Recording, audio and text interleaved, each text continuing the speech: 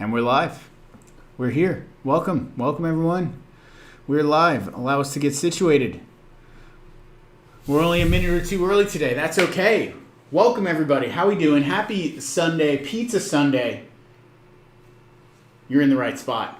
Hi. You found it. You made it. I know there's a lot of new faces out there today. I can't see you, but I can feel you. And thank you for being here. Hi, everyone. How's it all going? I'm excited. I get to eat pizza today. I know at least some of you get to eat pizza today. The rest probably eating pizza tomorrow. The other rest eating pizza in the future. Doesn't matter when you're eating pizza. We're all going to be eating pizza together, virtually, one way or another. Pizza is one of those things, just like pasta, that brings all of us together. And I'm so excited for this class today. Same here. Where's everybody from? Where's everybody from? That's a good question. Let's get started with that, as always. Long Island. We got Long Island. It's 2 o'clock right now, Pacific Standard Time, here in San Francisco. We're going to wait just another minute or so, let everybody log in, get situated. George is in the house. George is in the house. Welcome, welcome. What's up, Georgia? Shout out. Welcome back. Everybody that's been here before, if this is your first time, welcome. We're just getting situated. We're getting started. We're making sure there's no technical difficulties on the back end. We have Bella in the chat room, as always. You're in the right place. Yes. So excited. I'm excited. Wow. New York, Philly, Utah, the Bay, Seattle, Oakland, Brazil, Chicago, Sacramento. From Checking all over the in place. worldwide. Yes. We are welcome. worldwide today. We have people all over the world connecting through pizza. All right, Chef. It is 2:01 p.m. Shall we get started? 201. Let's get started. First of all, thank you everyone for being here. If this is your first time doing one of these virtual experiences with me, thank you so much from the bottom of my heart. I appreciate you. You allow me to do what I get to do and love every single day. So thank you. If you're back, if you've done this before, just as much shout out to you and thank you for being here. I'm excited to do this pizza class. There have been a lot of talk about pizza for many moons, and I finally figured out a way where I was happy and comfortable to share it and teach it with all of you. Because normally pizza is a multi-day process, as everyone has seen. We've looked at the recipe, we've watched some dough folding videos. This doesn't happen in one day. That's not to say you can't do a different pizza recipe and make pizza in one day. But we're talking about the way that I like to make pizza. We're making focaccia pizza. It's a deep dish style pizza. No, not deep dish like from Chicago with like the pie version. We're talking like deep dish. It's in a pan. It's in a tin of some kind. It has that crispy golden crust. It's soft and light and fluffy and airy in the center. And oh my gosh, it's one of my favorite things in the entire world. So to get started, a little housekeeping real quick before we jump and dive into things. A little different than what we normally do. Questions, drop them into the chat room. Bella's going to watch the chat room, load them in there, but we're not going to stop as we normally do and answer questions all the way throughout. We're on a bit of a timetable here. We have dough going. There's a lot of different things I want to cover, and I don't want to get sidetracked by questions. That being said, at the end, when we get there, and as there's time throughout the lesson, we're going to stop. We're going to ask questions. And I'm here all day. So if we spend 2 hours at the end of this just answering everyone's questions, I have no problem with that. I'm more than happy to talk to people about dough, to talk to people about cooking. So don't stress out. This is going to be fun. All right? That's the first thing, questions. Second of all, this is getting recorded. Don't worry. If you need to stop, if you need to run, go do something, go somewhere else. Things are getting too crazy. The dog starts barking. That's okay. This will act as a recording. You'll get another version of this emailed out to everybody to refer back to forever and ever. You also have the dough folding video at the bottom of the recipe page. There's a lot of information on that recipe page. There's a lot of information in that dough folding video. I'm going to cover a lot of that, but we're also going to cover some things that were not on the recipe page and were not in the video. So we're learning a lot today. There's going to be a lot of moving parts. So first of all, pat yourself on the back. Be proud of yourself that you're diving into the world of bread.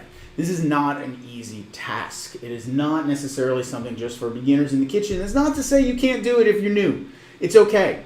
I'm holding your hand. I'm here for you. But keep in mind, this bread making process, making pizza, making bread, I've been doing this for 8 years and I'm still learning. But I'm comfortable and confident enough at this point to feel comfortable wanting to teach people and share that knowledge. But this isn't something I learned overnight. Bella can attest to it. How many versions of bread and pizza we have tested and tried and eaten over the years. And so if this doesn't work this time you're doing this and it doesn't look perfect, don't get down on yourself. Don't be upset. Don't blame the recipe. Don't blame anyone. It's okay. It's bread. It happens. It's flour and water and yeast, and you could try it again. And that's the best part about this, is you just keep trying and you just keep learning. I think the most important thing is just understanding that the bread is alive, the bread changes, whatever climate you're in, it's going to be different, just different amounts of flour, and so. It's a living thing. Yes. There's so many variables. It's hard to pinpoint where you may have gone wrong. So I encourage everyone to take notes. And I'm not talking about taking notes like here today. I'm talking about taking notes every time you do this. I have an entire notebook, one of those like little Moleskine notebooks that filled with every single time that I had made bread for months. And then I could look back and see things that I did different. The time I did this, the time I did that, how much time went between here, what it looked like, what it tasted like, what was wrong with it, what I liked about it. And that kind of gave me the confidence to start to tweaking things in the recipe and doing things differently. And I encourage everyone to do the same. Yeah. Let's begin? I think that's housekeeping, right? Yeah. Oh, one last housekeeping note. Food doesn't taste as good if you don't take photos of it first. So don't be shy. Take pictures of your bread, take pictures of your pizza, take pictures of the entire process, share it on social media, tag me on Instagram. I want to see it. I get excited by it. I know Bella gets excited by it too. It's so much fun actually getting to see people cooking food that I'm teaching and making, because I don't actually get to cook for people right now. So this is the closest thing I get, is getting to share that connection through social media. So don't forget, take those photos. We're going to do this backwards, and I don't want anyone to get confused. But we're kind of starting at the end, and then we're going to go back to the beginning. What I mean by that is we're going to pick off right where that dough folding video ended. So yesterday you finished your folds, your bulk proof had been going for 4 to 6 hours. You put your dough into the fridge. If you're in that group right now, I know you're not all there, but some of you are. You plan on eating pizza today. We're going to preheat our oven, 500 degrees, as hot as your oven gets. It might get hot in your apartment, and I'm sorry, but you got to preheat your oven for a while, because these ovens are not in a restaurant. They take some time to get hot, and you want a hot oven for making bread or pizza. You're going to pull your dough out of the refrigerator. This has been in the fridge, retarding or slowing down that fermentation process, undergoing a long bulk proof. So that's what this is. I made this yesterday. We're going to start by pre-shaping, then shaping, then putting it into our pans so that can proof while we kind of talk about all those other details that happened to get us to this point. We're following me? We all make sense? We're following, Chef. Fantastic. So I'm going to switch views over here just to give us a little different camera action on where we are. Perfect. So coming up close here, we're just going to dump our dough out here onto the table, onto our work surface. I'm using a scale. My scale doesn't necessarily fit the dough directly on it. It's not giant. So what I like to do is put a tray on top of the scale. That way I'm able to weigh my portions as I'm portioning out all my individual pizzas. You don't have to weigh the dough, but like I said in the video, it's very important when making bread to use a scale. If you don't have a scale, you've always thought about getting a scale, I put a link to different scales down in the description of this video, so check it out. I think it's worthwhile if you make or bake cooking at home. I definitely think so. I think it makes things more precise. It makes things just better. Scales are more better. We need to get everyone to stop using measuring cups. So we're just going to dump our dough here out onto the counter. You can see this is a very sticky, it's a very wet dough. I think a lot of people freaked out with good cause that they were like, oh my God, my dough's so wet. What did I do wrong? No, you didn't do anything wrong. This is a wet dough. Focaccia, pan pizza, stuff like this, it is a very wet dough, meaning it's a high hydration. There's a lot of liquid in there. And so it's a little weird to work with if you're used to working with like other types of doughs, maybe donuts or some low hydration pizza doughs, things like that. This is high hydration, meaning it's very wet, it's very sticky, it's very supple. But that's okay. There's a couple things we can do to work with it to make it easier. You know your dough's in a good spot because it's only sticking to itself. It's not really sticking to my hands anymore. So that's a really great sign. That's going to help us as we're portioning this. So I dumped my dough out. I zeroed out my scale. I'm going to just grab my bench scraper here, and then I'm going to cut pieces of dough, and I'm just going to guess. I know the size that I want for the pans that I'm using is about 220 grams. So I just guess I'm going to put it onto the scale. I'm a little over. One of the tips and tricks I always like to share with people, this especially applies to you restaurant folk that are out there using a scale. It's really bad for the scale to cut dough on the scale because you're pressing down with uneven pressure and excess force onto something that's not made to have all that pressure push on it. So if you need to take some dough off, I always pull it off the scale, and then that way I could remove the dough and get it closer to where I want it to be. I need a tiny bit more, about 5 more grams. And how many grams of flour are you working with there? So this is half of a 7 pizza batch for a 7-inch pan pizza. Does that make sense? So on the spreadsheet that everyone has become familiar with, which I'm really, really happy and proud of, that spreadsheet, this is half of that batch that I made. So I took out half earlier and proofed some, so we have dough already proofing in pans, but I want this version for people to see. It doesn't matter what Right. irrelevant. Exactly. Irrelevant. Yeah. Not important. What the amount of dough that I have here is how much pizza I want to eat. Or how many pizzas. Yeah. Doesn't matter. It all kind of calculated on the spreadsheet. It's for all you. automatically calculated for you. So I'm going to grab this dough with my hands. I'm just going to place it over here, and I'm going to continue to portion this out real quick, getting all of my portions situated and set. It's always best to try to get it as close as possible the first time, and then when you're adding on, just adding on to the center and not putting it on the side or sticking it to the edge, so that way the dough all kind of like adds onto itself.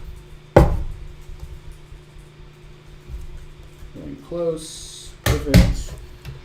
I think I might have one more here. A little too much.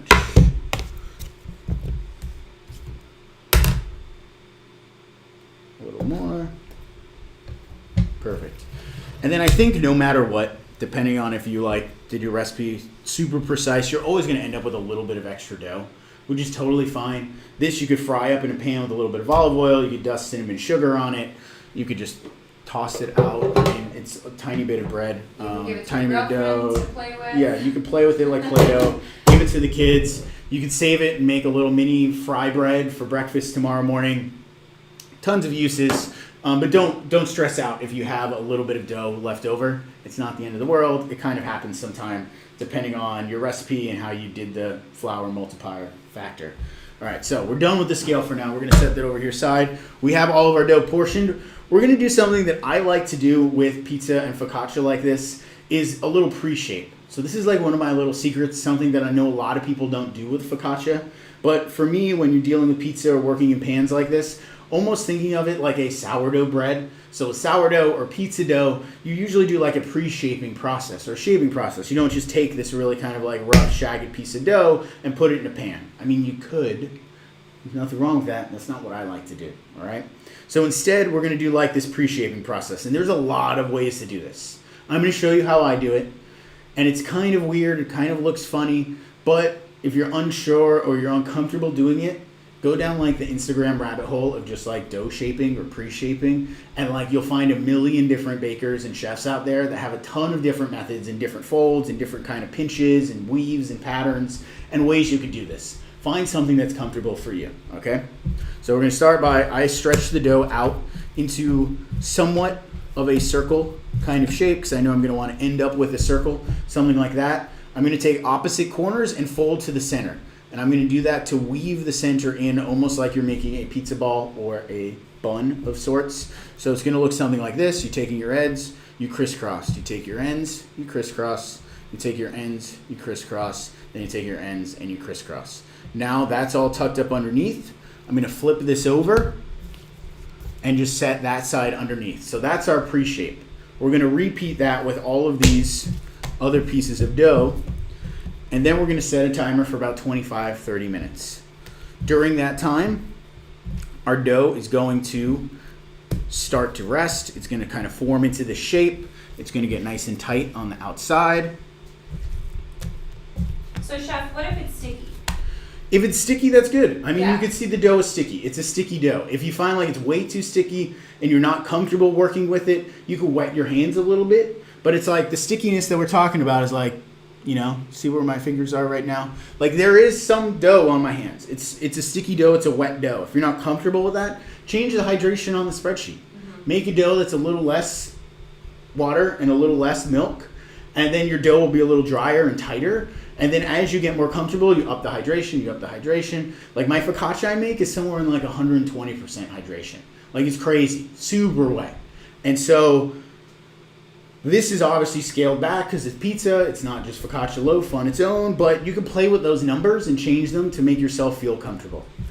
I was expecting to be very wet, but what do you do if it turns out very dry, like breadcrumbs during autolyse? We'll get to that. Great, perfect. We're shaping right now. Yeah, I'll Don't throw me off. I'll save that question for after. All right, we'll flip that Jake, over. you can ask that again during that part. Yeah, when we get there. Why do you prefer shaping/pre-shaping for focaccia versus just dumping in a pan like most other recipes? So I like doing the shaping method. I've tried the other version, and I'm a big fan of like that beautiful open crumb, that nice even crumb structure. And I found you don't achieve. Hold on, I got a little wash station here under the table because I'm prepared today, and I knew my fingers would get a little dirty. So hold on, I'm going to set a timer. Started. Great. All right. So those are going to rest for about 25 minutes. I like doing the shaping like this, opposed to just dumping into a pan, because I've tried both side by side, and I just feel like you don't get as good of a rise and as nice even of a rise if you don't do this pre-shape. Now, you don't have to do this. Like I said, there are a lot of different ways to make pizza. There's a lot of different ways to make focaccia. This is how I do it.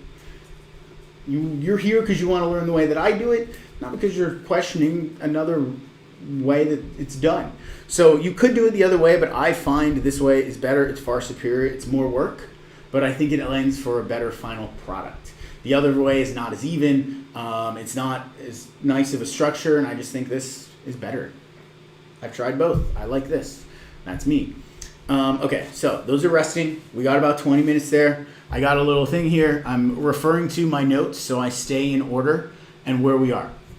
Perfect. So now we're going to jump ahead. We're kind of all over the place, but hopefully everybody's following along just fine. Yes. This is the same dough that I started proofing 3 hours ago. So I did this morning with half of my batch. So that way we had dough that was already happening to show people what was going on. So one of the hardest things for me when I was starting to learn how to do this was knowing when, once you put it in the pan, it's ready to bake. How long do you proof it? And there's a lot of factors. The temperature in your kitchen, the temperature of the dough when it's sitting around. One thing I invested in that I find is very helpful is like one of these laser thermometer guns, because I'm able to monitor the dough temperature without having to stick a thermometer in it or anything. I could point it at the inside of my oven, I could point it at the inside of my proofing box, and I know the temperature close to of what it is. So this has been proofing for 3 hours. This is an example of underproofed dough. But I wanted to show you that because not everybody gets to see it. And so maybe if you saw my version of underproofed, I'm going to have a perfect proof. And then at the end, I'm going to show you overproofed. So then that way you kind of have 3 reference points where you could be like, oh yeah, that's not what it's supposed to look like. Oh yeah, that's great. That's what mine looks like. Or, oh wait, I went too far. It's overproofed. So this is under. This is 3 hours. It's been about 75 degrees for 3 hours. It has not doubled or expanded in size. It has loosened here in my pan, and we can kind of see what these look like as soon as they go into the pan. So it has spread out, it's relaxed, but it has not risen at all, which is a sign in itself that it's underproofed. But I just want people to see this. Another way you can tell if it's underproofed is that now when you go and dimple it, the reaction that the dough has to those dimples. So we could come in here. I like to drizzle a little oil for the dimple. You could also dip your fingers in oil. Sometimes that's a little easier for people. Take that out of the way. Great. When you push this in, there's going to be no bubbles. The dough's not puffing up. It's not really springing back. Nothing is coming to life. There's no air coming out of it. You're just kind of like pressing dough. So that's a sign that we are underproofed. Nothing is happening. So a good example of what it should not look like. I always like seeing those. I don't know. It's very hard if you're searching the internet these days to see an example of what it shouldn't look like. Everybody's like, look, here's this perfect version of something. And you're like, well, great. That doesn't look like mine. What did I do wrong? So if you're trying to bake your pizza and nothing happens when you dimple it, that's a sign it's underproofed. You could let it proof a little longer.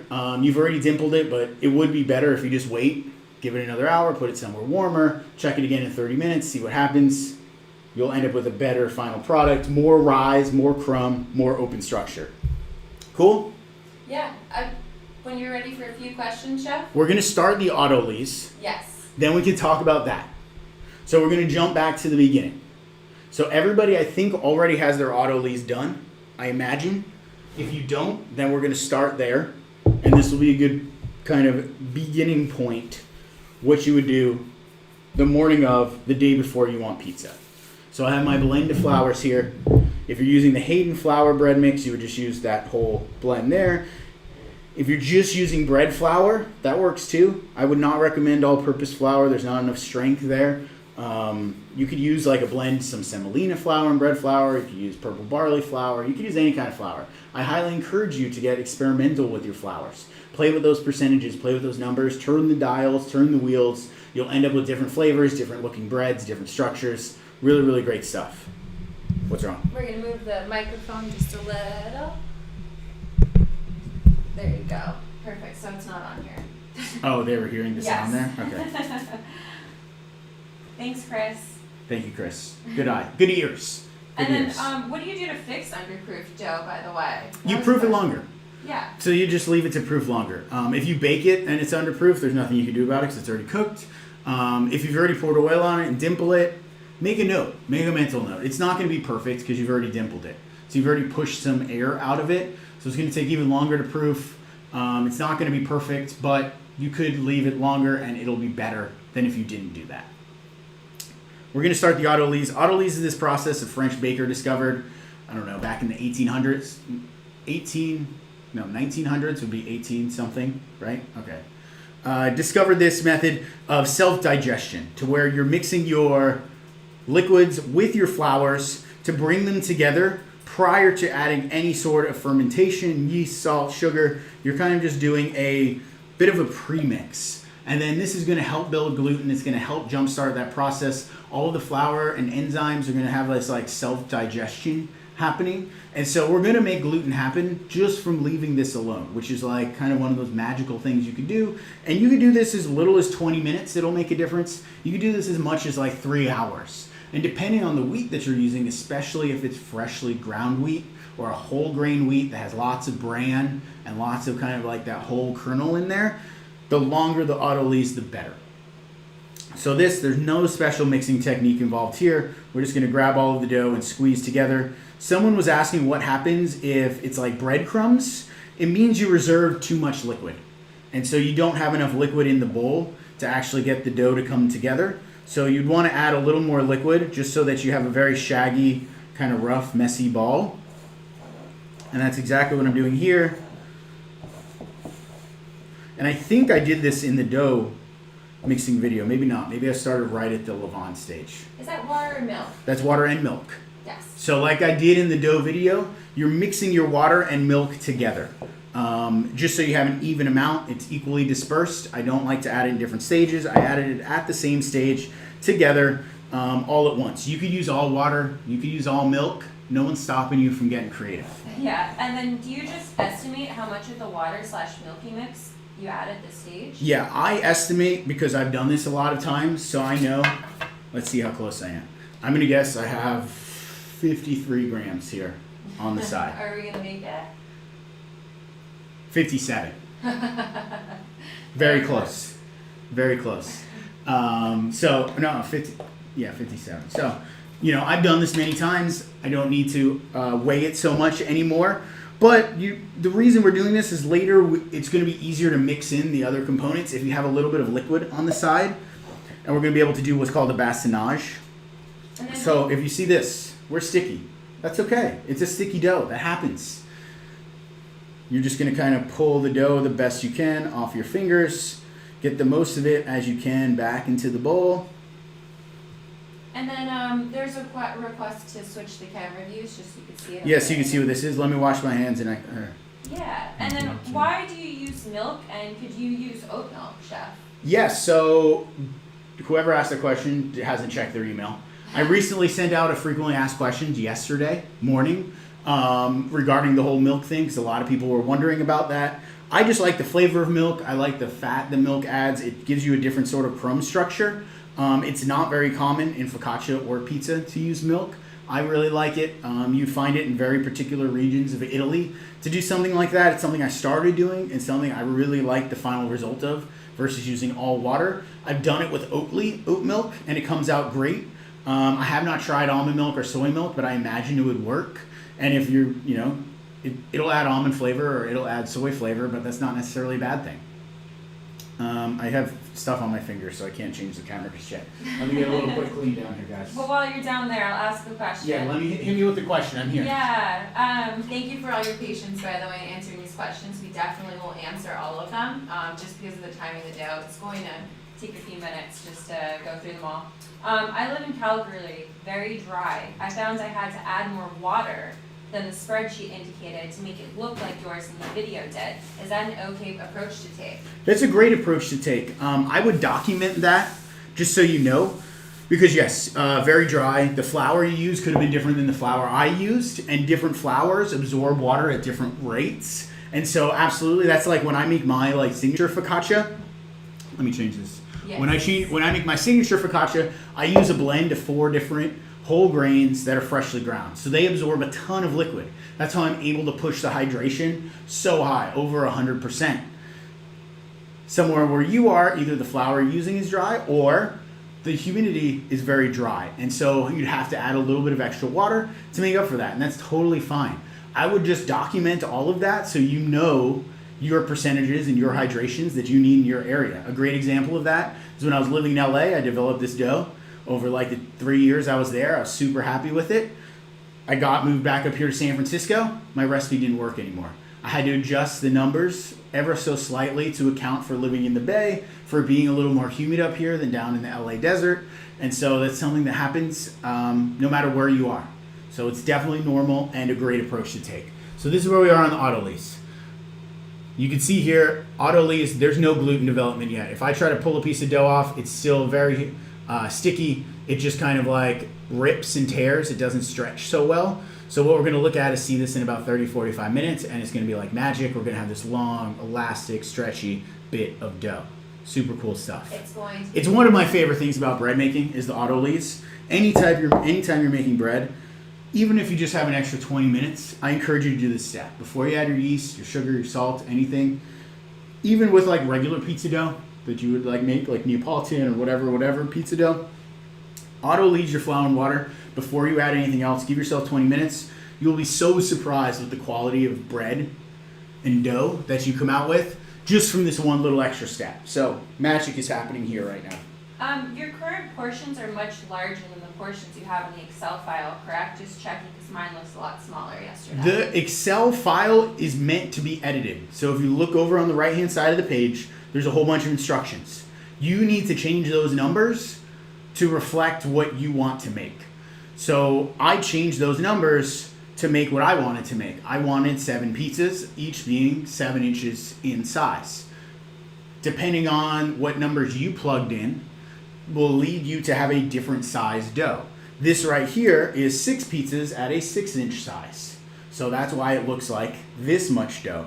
And so one other thing with the spreadsheet, it says in the instructions very clearly, you need to play with the flour multiplier factor. I wanted the spreadsheet to be automatic for everyone in the sense where you can plug in any pan, you can plug in any amount of pizzas, and it'll do the rest. Because there were 2 variables, I had to add a third factor, that flour multiplier factor, and that's the cell in yellow that you change. That then will change the result and total yield of your pizza, and you just need to play around with that number.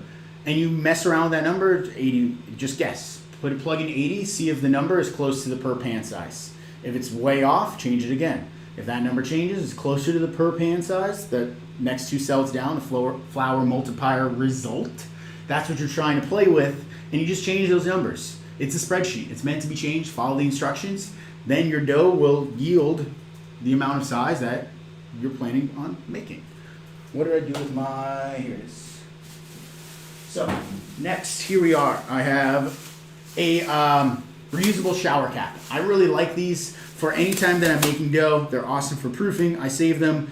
I get them on the internet, and that way it keeps things from drying out. It's nice and covered. I don't have lids to my bowls, so this is my alternative to a lid. We're done here. Perfect. We're going to drop this over to the side. That's going to rest. What else do I have down here? This needs a lid. Let me look at my list. Next thing on. And don't worry, everyone, we get to your questions. Yeah, we have 10 minutes until these get shaped again. So we will get to your questions. Let's answer some questions. All right, perfect. What is the hydration level over 100% mean? So we can talk about Baker's percentages. I was going to talk about it right after this, but we can talk about it now. Baker's percentages. It's a new thing for probably a lot of people. For chefs or anyone in the industry or anyone that bakes or makes bread often, it's a terminology we use for scaling recipes. So one number in the recipe needs to act as your 100%. In the case of baking or with doughs, it's usually always flour. So if you look at the spreadsheet in front of you as I'm talking, this might make a little more sense. That number at the top, the flour, that's your 100%. Everything else is calculated off of that percentage. All of the other ingredients, your salt, let me pull up the number so I'm not just throwing out. That'll definitely help. I could talk you through it. We have the time. Why not, right? That's a good question. How's everyone else doing? Their dough is resting on the counter. Auto lasers are going. There's a lot of other questions, Chef. Oh, good. Oh, wonderful. I love it. Questions are good. All right. Questions are good. Let All right. me know when We're you're looking ready. at the spreadsheet real quick. Perfect. Baker's percentage. So flours are 100%. Of that flour, you have the option to make 90% of it bread flour, 10% whole wheat. You can play with those numbers. You do 50% whole wheat, 50% bread flour. Doesn't matter. That's up to you. This is a great starting point. Jumping down, 65% water. That's your hydration. That's how much liquid is in your dough recipe. 65% of that 100% flour, so 500 grams of flour, 65% of that by weight will be water. That's how you calculate how much water you have. You would do that for everything else. Your levain, 37%, yeast, 1.5%, oil, 15%. So you would choose whatever your flour is, pick a number, 500 grams. 1.5% of 500 will tell you how much yeast to add. 2% of 500 will tell you how much honey to add. Now that you're comfortable, or in the future when you're comfortable, you go to this spreadsheet and you can change those numbers. You play with them. You're like, hey, I want to try something crazy. I want to make 80%. And you change 65 to 80. The rest of the spreadsheet will adjust accordingly. And then you'll have a whole different recipe with a really high percentage or a really low percentage. If this is too much for you, drop the amount of oil, drop the amount of salt, drop the amount of honey. It doesn't matter. You can play with it. And that's the beauty of Baker's percentages. It automatically changes things and you're able to scale a recipe just based on the amount of flour that you have. You can't do that with cups and tablespoons. If you're making cookies, you have no idea. Nothing relates to each other. There's no correlation.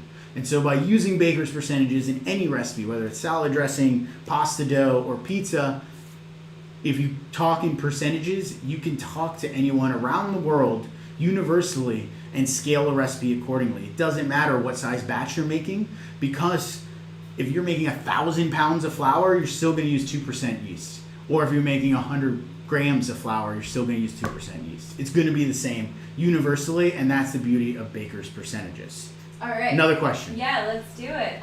What are the grain/percentages you use for your signature focaccia? That's a secret. Next question. If you auto-lease a different recipe that doesn't usually have that phase, would we need to adjust it in other ways? Rise time /flour No, /water? you wouldn't adjust anything. You could hold a little bit of your liquid back. It helps then when you're adding your other ingredients like your yeast or your butter or your eggs or whatever it is. That would help. So that way you're doing a true bastinage and adding liquid, and it helps kind of mix everything together. But otherwise, no, you wouldn't really have to change anything. You would just do that extra little bit of rest that will give you more gluten and better structure and a better tasting and better feeling excuse bread. This one's for Ankita. Is autolyse a universally useful step for any yeast dough? Or are there types of dough that would not benefit? It's pretty universally good. I wouldn't or haven't used it for, well, you could even use it for enriched doughs. Like, I don't do it with like Parker House rolls or like doughs with tons of fat or butter and eggs. Not to say you can't, I just haven't or don't. But it is pretty universal. It's a pretty awesome technique, and it's something you can definitely play around with and do more of. Can we freeze the dough at any point? This one is for Victoria. I've heard of that. I've never done it. Sorry, I had to open a window. It was hot. I've heard of freezing the dough. I've never tried it. That's not to say you can't, but it's definitely something you'd have to experiment with. You might have to up the yeast in your percentages. So if right now it says 1.5%, maybe you need to double it and make it 3% because you know you're going to freeze it. Some of the yeast might die, some of them might not come back to life. But in general, you could freeze doughs like this and reuse it. I know like Domino's and Trader Joe's and those places like freeze their pizza dough and you get it in the store defrosted. And so in theory, yeah, you could. I haven't tried it. But it's not going to be as the same. Yeah, I haven't tried it, so I can't speak to whether or not you should, but you can. This one's from Danny Patrick Smith. Do you have a particular brand of container you like to use for storing dough in the fridge? I don't. It depends on the size of the dough batch that I'm making. Like sometimes I just have like these restaurant style Cambros. Obviously these are not like things you have at home. You have like Tupperwares, but I just have all of these because I come from the world of restaurants. Excuse me. So these work really well. I like them. Something else I often use is like one of these size Cambros with the lid. I've seen people use like those glass baking sheets, baking trays that work really well. Any sort of Tupperware or something with a tight fitting lid is going to work. Something to keep in mind, which does make a difference, which I've recently kind of like had an epiphany about, is the size of your container does matter in proportion to your dough. And what I mean by that is I wouldn't want to rest this amount of dough in a container this big because the dough is just going to relax and spread out and there's going to be no height to the dough. And part of what happens in the fridge is your dough, the internal temperature kind of holds and it continues to rise and expand slowly, but it's happening. And if your dough spreads out really thin in a really wide container, there's no internal temperature. It just quickly turns to 32 degrees Fahrenheit or whatever the temperature of your fridge is. And so there's no kind of like structure holding the dough together and it's not warm in the center.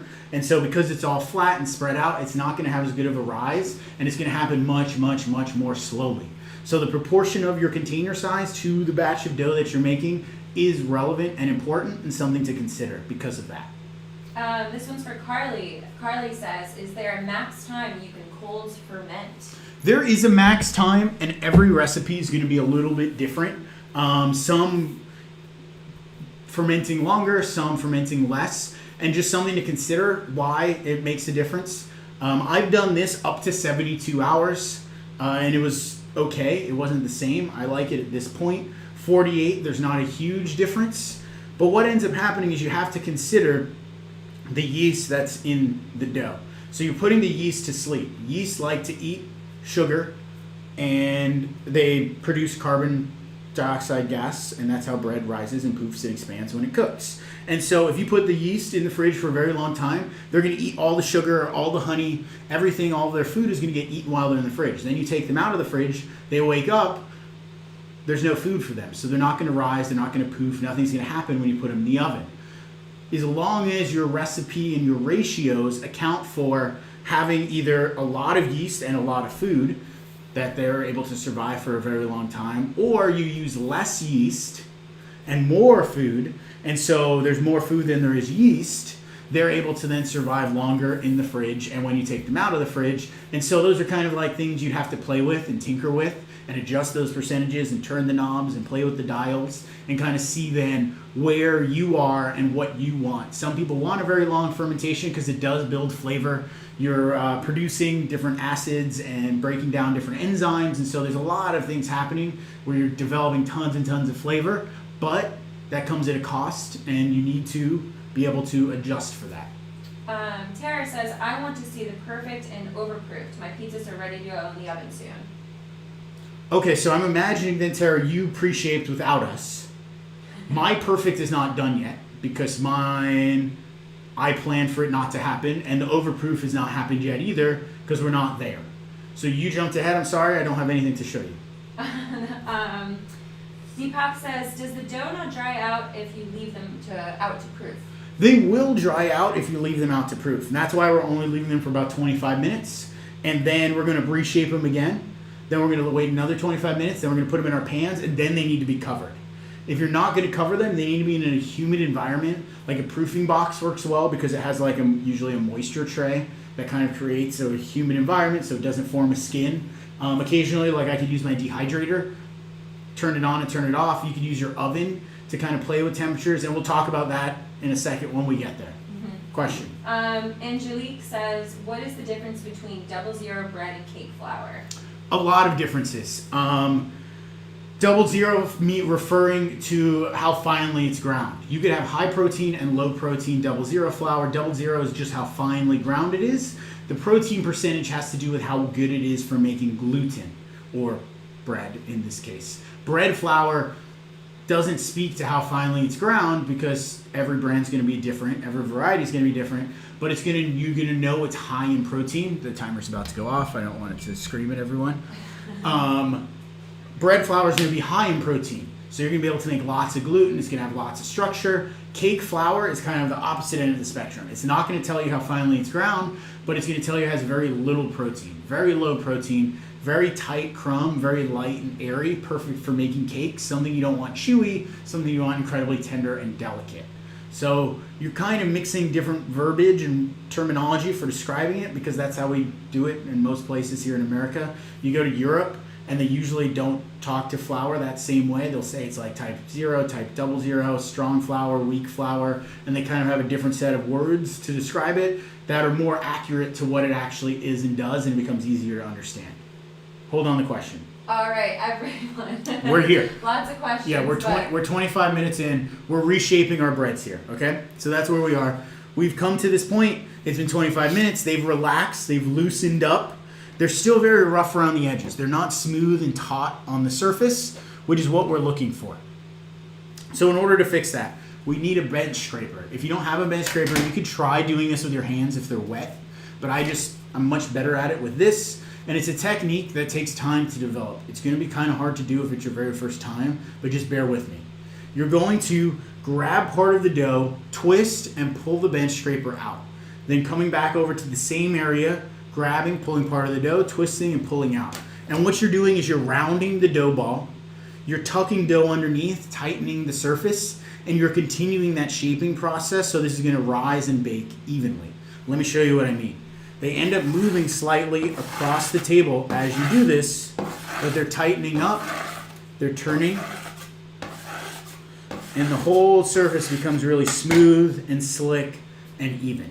We'll do that again with the rest of them. So we're turning and rotating, and you're just giving it, I would say, a sixth of a turn with every little rotation. And you could kind of do it with your fingers. It's much harder because I feel like it sticks to your hands more than it does to metal. But if you don't have one of these, you can kind of get away with pre-shaping. What you're looking for in this final shape is a nice, tight, even top of your dough. We'll do it again with this one here. We're rotating. And same thing. This is one of those things that you don't have to do. I really like to do it because I'm a stickler for technique and perfection and always trying to make things better. And this just made things better. It's not required by any means. You could make it and dump it into the tray and it's going to be good. But I like sharing how I do it.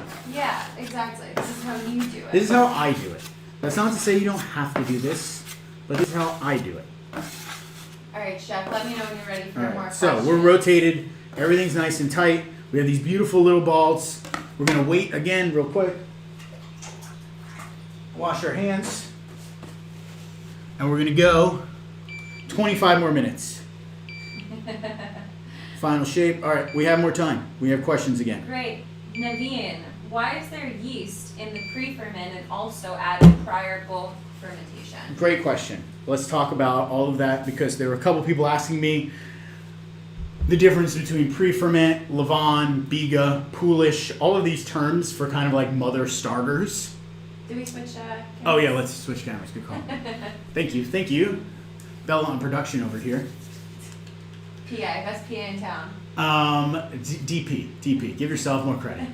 DP, not PA. So we're talking about poolish, biga, levain, pre-ferment, all terms for these kind of like pre-starters or fermentation devices that are used for making dough. Poolish, I use them interchangeably. Let's start by saying that. I don't go by the strict definition of what each one is, so maybe that could get confusing to people. I'll start by saying it. I use them all interchangeably. Technically, by definition, that's not correct. If we want to talk definitions, a levain is usually only a sourdough starter with no commercial yeast. So only wild yeast in some sort of pre-fermentation. It can be any ratio of water to flour to that natural yeast in there, and that's your levain. So you would use that as a sourdough starter. That's a whole different class. That's a whole nother discussion. We're not talking sourdough here today. If you wanted to use sourdough, by all means go ahead, sub it in place as you normally would in whatever recipe you do, and use it at its peak as you normally would with your starter. Poolish. Technically what we're making is a poolish if we're talking definitions. Not a levain, not a pre-ferment, it's a poolish. A poolish is an equal ratio of water to flour, so we're at 100%, like you can see at the top of the spreadsheet, and essentially a pinch of yeast. In this case, I think it's like 1% we're using or something like that. And that's going to normally take about 12 to 18 hours to ferment. But in my case, I'm not using that as a source of later fermentation and later yeast growth or proofing. I'm using that as a source of flavor. So that's where I pack in any specialty grains that I have, any crazy flours I want to play around with. I'll put them into my poolish, I'll put them into that pre-ferment. And because it's such a small amount, it's not going to change my recipe, it's not going to freak things out later. And because I'm not like paying super close attention to the rise and the when that's ready, when that's not ready, and I'm just using it as a flavor component, I want to add yeast again later to ensure that there's enough yeast for my dough to rise, because I'm not paying attention to the life cycle of that poolish as you normally could. I really like the flavor of commercial yeast. I like the flavor of yeast in general. And so my recipes definitely have more yeast than you would normally find. And that's just because I like the flavor of it. And I think that really kind of adds to what you're eating. We could take a moment real quick. I think it's important to note there are different kinds of yeasts dried you could buy. There's active dry yeast and there's instant yeast. It is the same strain of yeast, the same species, the same exact organism, but treated differently. Active dry is processed in a way that requires it to be reactivated. You have to bloom it, you have to put it in a warm liquid, something to kind of wake it back up. Instant yeast you can use instantly. It's treated in a way in which it dissolves, wakes up, and comes to life without any needing to bloom it. I always use instant yeast. I never use active dry, and I encourage everyone to do the same. I think the days of having to bloom your yeast are behind us. It's a waste of time. Get instant yeast and skip that step. Mina says, I think we covered this. Why don't we cover the dough during bench rest? But in case It's not out long enough to make a difference. Like, I even have the fan on. I've done this in a kitchen where there are like fans blowing and stuff, and it's fine. 25 minutes is not a significant amount of time that's going to cause this to have a skin or dry out. So there's no need. And plus, it's like, it would be very hard to cover at this point. Like, you would need some sort of special device or bowl, or it would just get in the way. And especially when you're doing like 60 of these at once across this whole table, how do you cover them all? And it's just, you don't need to. So you're good. Yeah, exactly. Annette says, mine says to use 0.5 grams of yeast for the levain. Seems like a tiny amount. My scale weighs in kilos. Lowest is 1 GM. Good point. So I have two scales. They make these bigger scales that go down to the 100th of a gram. I listed a link to both two different scales here down in the description if you want to explore the world of the internet down below. They make really nice versions of these scales. They're expensive, but they go all the way up to like 20 pounds, and they go all the way down to like 1/100 of a gram, which is very precise. This is not that. This is something I just keep in my kitchen drawer. It goes up high, but it doesn't go low. So anything I need to weigh that's less than 50 grams, I pull out this jewelry scale. That's what it's called, is a jewelry scale. It's like a micro scale. It's used for weighing small amounts of things, herbs, very fine powders, salts, sugars, yeasts, things like that. Crystals. And crystals, yeah, you use crystals on this. And so this will go to 1/100 of a gram. So you can be much more precise. You get that 1/2 gram. If you don't have this and you need to guesstimate on your regular scale, just know it's not going to be entirely accurate. It shouldn't make that big of a deal, but just something to keep in mind, it's not accurate. Isaac wants to know, what can you do if a gluten appears underdeveloped when shaping and dough isn't holding the shape well? So I'm assuming he's at this point, Isaac. You're trying to shape here into the circle, and the dough is just kind of letting out on you. You can try. At this point, you're really just kind of like putting Band-Aids on like a really open wound where it's never going to get fixed. Like you're just kind of getting it to the point where you can use it and eat it, but it's still edible. Like you can still use it, you can still eat it. It's just not going to be perfect. So take notes. Take. Hopefully you took detailed notes before. Take detailed notes now. You could try folding it some more. You could try dusting flour on the surface and using that to kind of hold it in place. Or you just kind of go with it and see what happens. That's usually what I do. I don't like changing a ton of factors. Like usually when I do something, I'll be like, okay, I did a different hydration this time, or oh, I only proofed it for 4 hours instead of 6. And then if I get here and something's really messed up, I don't change what I would normally do because I know what got it to this point was something I did wrong there. Where then if you start changing something here, then you're adding another variable and you can never self-correct. Because then you're kind of like have all these different things you did differently, and you're like, oh my god, either that came out awesome by the end, how do I do that again? You can't because you're doing all these weird adjustments. Or you can do that again because you only had one minor adjustment and you kept everything else the same. So I wouldn't mess with it too much. I would still try to go with it. I would still try to use it. I would still put it in the containers and the pans and just move on, eat it, enjoy, take photos, take notes, and make it again tonight for tomorrow. No one got upset about eating pizza 2 days in a row. My kitchen is also cold. I was told to ferment on top of a toaster oven at 200 degrees. Do you agree with that? This is for Devin. Devin, good question. Great Devin's question. the end. If you have a cold kitchen, my kitchen often gets cold here in San Francisco. I know a lot of the country is especially cold right now, or wherever you are around the world, it could be cold. A couple of different fixes for this. Yes, you could do it on top of a toaster oven with the toaster on and your bread sitting on top. If I do that, I would do it with like a tray in between the oven and the bread, and I wouldn't put the bread directly on the oven because that definitely gets more than 80 or 90 degrees. Like if you had a thermometer, like my oven's on right now, the top of that's 106. So that's a little too high for me for proofing bread. But if I had this on top of it, it would separate it just enough where it'd be nice and warm. If you don't want to do that, something else you could do is put it in your oven with the light on. Oven off, but the light on. The light raises the temperature of the oven like 10 to 15 degrees, usually in the 80 to 90 degree range. Sometimes you have to cycle the light on and off. Like if I leave my light on for hours, it'll get over 100 in there. But if I put it on for an hour, leave it off for an hour, put it on for an hour, leave it off for an hour, it stays at a nice 80 to 90. Put a note on your oven so someone you're living with doesn't come in and turn on the oven to bake cookies and ruin your entire bread project. Someone messaged me that happened. I'm very sorry for you, whoever you were, but hopefully you figured it out. Another alternative to that is either in the oven or in some sort of box. If you have a dehydrator, a proofing box, a cabinet, ovens work well too. If maybe your light's not doing it for you, you put it in there and you fill up a like baking tray or a pan or a bowl with warm hot water steaming. You put that on the bottom of the oven. You put your bread on the top of the oven's still off. And that steam and hot water is going to bring up the temperature in the box, in the oven, wherever you are, and that's going to give you a warmer environment for proofing. Now, I understand if you're here and you start proofing, but then you need to preheat your oven, you can't put things in the oven, so that doesn't work. You can set them on the stove. The stove usually gets hot when the oven's on. At least mine does. I know most do. So just something to be mindful of. Usually the back of the stove gets very hot because there's like a trap door that heat from the oven comes through. But if you put it on the front of the stove, it's usually not as hot and still warm enough to help your proof. CN Bud says, can we just use a big bowl for the proofing? Like this.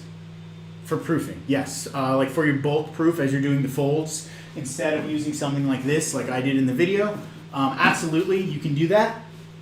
One thing I would recommend if you are doing that is not using your same bowl that you did all your mixing in. Because what you have are all these like dry, shaggy bits of dough that are just not incorporated. They're really sticky, they're messy, they get all over the place.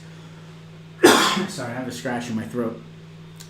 You have all these dry bits of dough all around. I would transfer this to a clean bowl, do all of your proofing in there, folding, stretching, everything in there, and you'll be good to go. If you don't have a clean bowl, put this on the counter, wash this bowl, then put it back inside. Katrina Jones says, hello, I work in a bakery manufacturer. Regarding freezing dough, half the yeast dies during freezing. I would double the yeast if you plan on freezing. Nailed it. Yes. And Kita says, yeah, keep in mind that most kitchen scales, the decimal is the one with the most error as well, so 1 gram might not be super precise. Thank you, everybody that's jumping in the chat room. Yeah, by the way. great. Really great to see people getting involved. Yeah, Veronica says that container tip is so helpful. If you use too big of a container for the fridge proof, do you need to do anything differently to help have a better outcome? At this point, there's nothing you can do differently. You can leave it out at room temperature longer at a higher temperature, or make sure you get this final proof proper will definitely help. But there's nothing you can do to adjust at this point other than keep in mind next time don't put it in that container, put it in a bowl or something where it's a little tighter and more contained and not as spread out. PDQ429 says, any hot tips for the pizza sauce I'm going to start? Yes, hot tips for pizza sauce. For me, there's 3 schools of thought when it comes to pizza sauce. There's like fresh tomatoes that are, or not fresh tomatoes, there's just canned tomatoes that are raw, not cooked, maybe marinated. Maybe put a tiny bit of olive oil, a little bit of salt, crushed tomatoes. You can microplane some garlic in there or just crush a clove and put it in. Let that marinate. That's delicious. It's great. I normally do that if I'm baking like a big round flat pizza. That's my go-to sauce. Other 2 schools of thought is like a cooked tomato sauce where you take those tomatoes out of the can, you cook it for like 20 minutes, you'd spice it up, a little oregano, thyme, olive oil, garlic, maybe some onions, totally up to you. That's like a cooked tomato sauce. Now the 3rd school of thought, what I like for this style of pizza is to take that cooked tomato and continue cooking it for like 2 hours. Tons of oregano, a little bit of chili flake, a little bit of thyme, and just cook it down, scraping the pan until you almost get like this thick, chunky paste.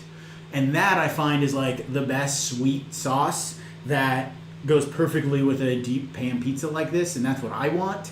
But you could use any of those on this, and you could use any of those on other pizza. Some people might say this is blasphemous. I'll occasionally put a pinch of sugar in my tomato sauce, depending on how the tomatoes taste or what brand they are.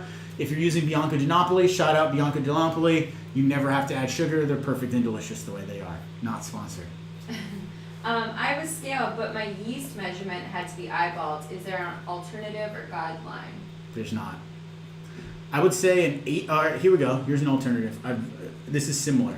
I know an 1/8 of a teaspoon is about 1.25 grams. About. It's not always, because depending on how you scoop that 1/8 of a teaspoon, sometimes it's more, sometimes it's less. But there's your guesstimation. Carly wants to know, can you use this recipe to bake a loaf? Yes, you could. You just do the same exact thing, put it in the pan, don't put toppings on it, and then you have a loaf. Can you bake it in a wood-burning pizza oven? You can. I have. Keep in mind, this is a high hydration dough, and usually the higher the hydration, the lower the temperature you want to cook your pizza. So I've tried it in my Gosney, which gets up to like 700 degrees, and it was hard to adjust. It cooked very, very fast on the top and not so quickly on the inside. And so get your oven to your wood burning oven to like 500 degrees versus that 900 degrees, because it'll just cook much more evenly and more better. My dough looked great after bulk, but ended up much looser than your dough balls. Any ideas? If it looks great after bulk and you rest it in the fridge without like seeing it, it's very hard to say. It could have been in a container that was too big and it spread out very much, and so it kind of like loosened. It could have been the variety of flour that you used was not strong enough, meaning it was like a weak variety of flour with not a lot of protein, and so it didn't hold up and it doesn't have the strength to hold itself together like these dough balls or to absorb as much water. It could have been a lot of things, and that's the hardest part about bread. So like, first of all, like again, everyone, you're here. You're learning, you're trying this. This is not an easy thing to do. No. Even though maybe it looks easy, maybe it doesn't. I don't know at this point because I've done it so many times, but I'm telling you it's not easy. It is a very hard thing to do. So applaud yourselves, take a minute, recognize the fact like you're making pizza dough from scratch at a very, very advanced level. This is all advanced technique. This is all advanced verbiage that we're using. And so like, shout out, congratulations to everybody. Be proud of what you accomplish and what you're accomplishing. You are never a failure if this doesn't work. You're just learning. It is always progress, never perfection. Exactly. Do you use the plastic scrapers? Yeah, I use the plastic scrapers. They're great. I don't have one near me. They're great for scooping things out of bowls. You could use them on the countertop to do the same thing, but I have these really awesome ones that have mustaches on them that I got from my buddy Doghouse Forge that I do all my pasta tools with, and so obviously I want to use these. Bella, what's his worst habit? Next question. Andrew says, is there a reason why we leave the dough uncovered versus covered? We already answered. We touched on it. Yeah, we talked about that. Just wanted to make sure. You can always reverse too, like, and re-watch and answer. Yeah, you could rewatch this and hear answers. Next question. Can you use a gluten-free flour? No, definitely cannot use a gluten-free flour. The reason being, bread is gluten. That's what like allows it to rise, that holds its shape, that gives you all that crumb structure. You can make pizza dough with a gluten-free flour, but you'd have a very hard time making this recipe with these techniques because all of these techniques are very gluten-driven. Like they rely on the power of gluten to make all of this happen. And so if you remove the gluten, you can make it, you could do it, but it'll be a much different process. You probably don't need to do the auto leaves. You don't need to do all the stretches and folds. You're probably just mixing together the flour and the water and the yeast. You wait for the yeast to rise and then you put it in the pan and bake it. Like there's a lot less nuance with that. And so it would be a different product and a different method and not this. Yes, exactly. And then what does it mean if it doesn't stand up and intend spreads? If it doesn't stand up like this and it just spreads out, again, it could be your flour was too weak. Like this has whole wheat and bread flour. If you're using only bread flour, it could be too high of a percentage for you, meaning too much water or too much milk. You start by just making it again, drop down 10%. You'll have a drier dough that could be a little tighter, that could work better for the flour that you're using. Every flour is different, and the age of your flour matters. So all different factors that, once again, make this very difficult to master. But like I said, if they're spread out and they're kind of just like drooping on you, it doesn't mean you failed yet. We haven't even baked them. You could still like be glorious, and this could be the best pizza you've ever made at home. And you're like, oh my God, I don't need to do anything different. This is awesome. I love it. So I did it. Again, you really don't know until you get there. And I can't tell you enough how many different versions of this I've done over the past 5 or 6 years to get to this point. So while I'm very comfortable with it, I could talk about it, I could teach it, it doesn't just happen from reading a recipe once and watching a video. It takes a lot. It takes a lot. Yeah. What is your number one tip to achieving a light and airy crumb, an open crumb? My number one tip is understanding proof. So knowing what underproofed, overproofed, and all the different kind of like proof stages look like will really kind of like give you a better understanding of what your dough looks like. And like when I do this, sometimes I'll purposely make extra. Like I'll be like, oh, I want to eat 1, but I'll scale the recipe for 4. And then I'll purposely bake one at 2 hours, I'll bake one at 3 hours, I'll bake one at 4 hours, and I'll bake one at 5 hours. And then that way I can look at them all side by side. and I can cut them all open and look at the inside, and I'll take notes of what they look like before they bake, what they feel like. Sometimes I'll even take videos of it so I can look at it and refer back to it. And then I know, oh my gosh, this is proofed, this is underproofed, this is overproofed, this is the one I want to eat every time. And so I know then, and if you're new to baking, you're new to kind of wrapping your head around this, understanding what a proofed loaf looks like is going to be everything. And it's all about vision and knowing. Seeing it. Let me check this. We're coming up on 4 hours almost on these guys in here. No, they need a little more time. Those are the overproofed ones. Those right? are the, I have one regular proof and I have one overproofed in here. I'm just checking temperature. Don't worry, we'll show them to you. Yeah, they're not ready yet. They look like the other one did before still. Next question. My oven has a 100-degree proof function. Won't yeast live to about 110? Yeast lives to about 110.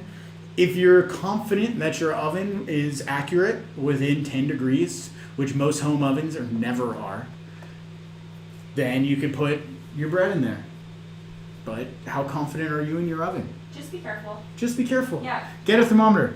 Even if it's not a laser thermometer, just get like one of those like 50-cent thermometers that you can put in the oven and at least tell you like how accurate your oven actually is. Can you do this in the Breville Pizzaiolo? I know you've done other pizzas in that. Yes, I have. It works better in the Pizzaiolo than it does in the Gosni. The Gosni just gets too hot. That's the problem with it, which is great like for other styles of pizza. Not the best for this, I've found. But the Pizzaiolo, the Breville one, because you can control the top and bottom temperature much more accurately, it actually performs wonderfully in there. Can I add inclusions into the dough, like roasted garlic or herbs? 1000%. You can add whatever you want to the dough. I would add it at the, when would I do it? Depending on what it is, I'd probably add it at the end of when I'm adding oil and salt. So once I've gotten the oil and all that mixed in, then I would get my inclusions mixed in, whether that's olives, salt, pepper, cheese. Like I've made cacio e pepe loaves where you like mix in mozzarella and parm and black pepper, fold it in, and you got like all this cheese studded throughout. Roasted garlic would be great. I've done it seeds, where you like can soak some sunflower seeds and poppy seeds and chia seeds and hemp seeds and toss all the seeds in there. The possibilities are endless. It would work great. Or you could do it right at the end if you want. Or if you want, I mean, that has to do with topping. You could stud it with all those ingredients too. Yeah. But I thought the person was asking about mixing. Yeah, both. What type of pans can you use? Can I use an 8-inch cake pan or a glass pie pan? Yes, all of that. These are 7-inch aluminum pans. They're disposable, but I reuse them. I like these because they come with lids. And at this point, once they go in here, they do need to be covered because it's going to be hours till we bake them. So that's why I like this. If you're using a cake pan, you could use like cling to cover it, but keep in mind if it rises or the cling sinks down, that's no good. So you could invert if you have 2 cake pans and you're just using one, you put the other cake pan on top, which works really well. You do the same thing with pie tins. But yes, I've tested this recipe in cake pans, pie tins, everything from like a 6-inch little cast iron all the way to like a 12-inch pizza pan. They all work great. Anything over 12 inches, like a sheet tray or like one of those big rectangle pan pizzas or anything like that, I don't like the way it bakes. I find that the center takes too long to cook for the outside to cook and the whole thing gets overcooked. And that's like a personal preference. Like if you've ever had dry focaccia, it's usually because it's baked in a rectangle and not baked in one of these smaller versions of a pan.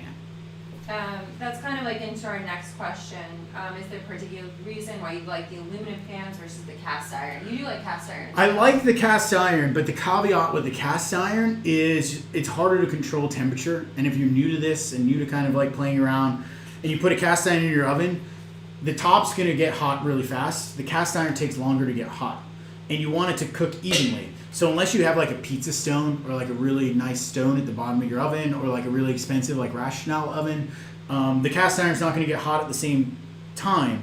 And so you'll end up with the bottom of the dough staying undercooked and the top of the dough cooking because the cast iron's uneven. You could combat that by putting cast irons on a preheated pizza stone and it would work great. Kind of that same thing. If you're using a really big cast iron, it's just like using a big rectangle. It doesn't work as well as the smaller cast irons. And the aluminum ones are super light And so these heat up evenly, quickly, and efficiently. And there's links to these in the description as well. Yeah, just wanted to make it easy, accessible. To Easy and everyone. accessible, yeah. And not everyone has cast irons. These you can find at every grocery store and all over the internet. There we are. Oh. Perfect. Okay. So we're on to 25 minutes. Our final rest on our dough over here has happened. Now we're going to prepare our pans. I can't stress this enough. And I made this steak many, many more times in the past. Lots of oil, lots of spray. People don't think it needs it. For whatever reason, focaccia notoriously sticks to the pan no matter what. So I always double down. I always spray and I oil. Don't forget to go up on the rims. Really get in there. All of the crevices. The last thing you want is for this to be stuck to the bottom. Right as it's bubbly, it's hot, it's crunchy, it's delicious. And then you can't get it out and you're like, oh my God, I just ruined everything. So lots of spray, non-stick spray down in the bottom of the pan. Then I'm going to come in with oil. And I'm just going to cover the bottom of the pan with oil. I'll show you what these look like so you can get a better idea of how much oil I'm putting in here. So we're just covering the bottom of the pan with oil.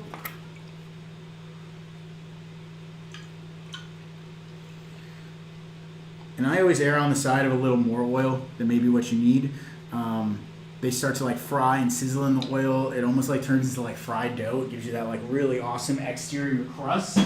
And they're just like absolutely delicious. It's not going to soak up all that oil necessarily, which is awesome. It just kind of like fries and sizzles in it, which is like one of my favorite things ever. So now we're going to transfer these to here. We have our pans. I like to grab a tiny bit of oil on my finger and on my dough scraper so that way nothing sticks and becomes uneven and stretches when I go to pick this up and place it down in the center of the pan. And even so I said that, it's still stuck a little bit, but that's okay. We're fine. Little oil, little wipe, pick up, place in the pan. So you can see then we're all getting in here. Little oil, little wipe, pick up in the pan. So I'm gonna pose these two questions because they're relevant as Yes. to what non-stick spray do you recommend and why spray the pan if you're adding enough oil to coat the bottom? Like I said, focaccia is just notoriously sticky. It sticks. You could do just oil, and if you're doing well, maybe you go to Vegas and play the lottery because you got some good luck on your hands. I don't know. I've tried it with just oil. Sometimes it sticks, sometimes it doesn't. I like the insurance policy of the non-stick spray and the oil for the flavor and the bubble and the sizzle. So it's just like, why do you use parchment paper sometimes when you're baking cookies? You don't need to, but it's a little bit of insurance there that like the tray is clean, that it's not going to stick, that it's going to bake evenly. It's like, it's insurance. Might as well take it out. I really like, this is very hard to find. You're never going to find this in a store, I don't think. It's called Vegeline. It's like a vegetable-based spray. It's easy to find in restaurants. Most restaurant suppliers carry it, but this is my favorite. Obviously, any vegetable pan spray is going to work. For whatever reason, I just find this is better. It's a little less flavorless than some of the stuff you buy in the store that are like the canola oil spray or whatever. You don't want necessarily olive oil spray or anything like that because you're adding the olive oil. You want like that non-stick spray. So real quick, take a look here where we're at. Remember the one that looked underproofed? It at least was spread out. It like had sunken into the pan. Everything had loosened up. This is not. This had just gone in the pan. It's still nice and tight. It's not touching the edges. This is at the very beginning stages. Now we probably have 2, maybe 3 more hours before these are ready to bake. I'm going to Great. put the lid on them, and Bella's going to ask me another question. Yes. I'm going to put in a 12-inch pan. Suggestions? Yeah. Suggestions on if they should do that or shouldn't do I'm that? going to put it in there. Yes. Sounds great. Yeah. What are your personal favorite toppings for this pizza? My personal favorite toppings are cubed mozzarella, thick cut pepperonis, and thick cooked tomato sauce. The trick being, we'll talk about toppings later, but pepperonis, in order to get the cups, they have to be hand cut thick with the casing on them that cause them to curl when they cook. I like the cubed mozzarella because then you get these pockets of cheesiness. And then I like the thick tomato sauce because it doesn't kind of like drip down and cause the dough to get all wet. Have you experimented with the addition of baking powder to pizza dough? Whoa. Now we're getting crazy. I don't, no, I have not done that. Baking powder, God, there's so many things. I mean, that's like sodium bicarbonate. There's cream of tartar. So you're adding like 2 baking components that assist in rising and assist in browning. I don't know if you, like, I don't know why you would do that. You have yeast. And you have, that's out of my wheelhouse. I've never heard of that. It's really interesting. I would love to try it, but I don't think it's necessary. I feel like it would make it more cake-like, or like biscuit-like, or like cornbread-like, and less pizza-like. But that's just my intuition on what I would think. Was that Evo that you put in there? Where? In the pan. EVOO. Yes, thank you. And then mid-level oil, Italian, question mark? That's a good question. When you're talking olive oil for focaccia, I err on the side of not too expensive, not too cheap, but definitely not super flavorful and spicy because you're using a lot of it. And most of the time, like a ton of olive oil will make it like spicy, bitter, pungent, like things you want as like a finishing oil, but not necessarily something you want in the base of your bread, or becomes way too overpowering and almost like cloyingly bitter. And so like I use for most of my doughs when I'm at home and everything, I'll use Corto olive oil. They're like a California-based producer. I would say it's like mid-level. You know, it's not super expensive. It's not cheap either. And I like what they do. It's a very mild oil that does not overpower at all, and that's why I use it, because of all of those characteristics and qualities. That's Corto. Corto. Corto. Yes. Yes, exactly. Great. Your dough looks like it fits nicely. Mine has lots of room to grow. Is that okay? Did you adjust the spreadsheet for your pan size? I don't know. So if you adjusted your spreadsheet for your pan size, it should have then made the dough, told you the amount to put in your pan. So if you're using a 12-inch pan, you needed way more than 220 grams of dough for a 12-inch pan. Mm-hmm. Probably double that, because mine's 6 inches was 217, I think. I don't know. Math. I can't mentally do it. But make sure your spreadsheet was correct. Spreadsheets are for. That's what spreadsheets are for. Let's talk about our next phase here. And then back to questions. And then back to questions. Pans in the bottle, post. Oh yeah, we're here. We're right on track. This says 320, 317 people. We're moving and grooving. We're actually 3 minutes ahead. We are on schedule. Right on schedule. That's I'm so proud of all of you for sticking with it. I'm really proud of myself too, actually, because I did not get lost talking about things. We're staying right on our timeline for our recipe here, and things are going great. Curriculum. Our curriculum. All right, so we're here. We're back to our Autolyse dough. Remember when I pulled a piece of dough off earlier, what it looked like? It ripped, it tore. This is the magic of Autolyse. What's about to happen right now, you grab a piece of dough, and oh my God, look at the gluten. There's gluten here. We didn't do anything. There was no kneading. There was no mixing. There was no craziness happening, but we ended up with a long strand of gluten network already starting to form after just 45 minutes. So that's the power of what an Autolyse can do to your dough. It's this self-digestion. It kind of jump-starts the whole process. Incredibly important if you're using whole wheats. Less important if you're just using regular bread flour, but still beneficial. And that's what we end up with. Now, to this, we have our poolish, our pre-ferment coming together. We have our yeast, and we have our honey, salt, and oil we're saving on the side. The mixing of this together is crucial. I've talked about it, I demoed it all in that dough making video down on the bottom of the recipe page, links out to YouTube. It's about a 17-minute video, but it's incredibly beneficial, talking about all of these steps in great detail, other than the shaping. The shaping we only talked about here, sorry.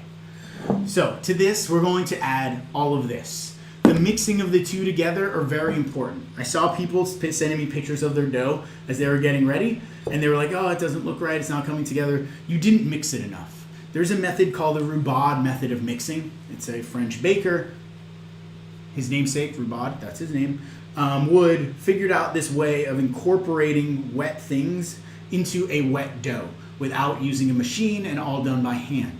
It's kind of a weird technique. It feels weird. It looks weird. But once you learn how to do it and master that, it becomes incredibly beneficial when you're working with a high hydration wet dough like this. So I have my poolish, my biga here that has been sitting around. To that, I'm going to add my instant yeast. And I have my honey, which I probably need to scoop out with my finger because it's honey.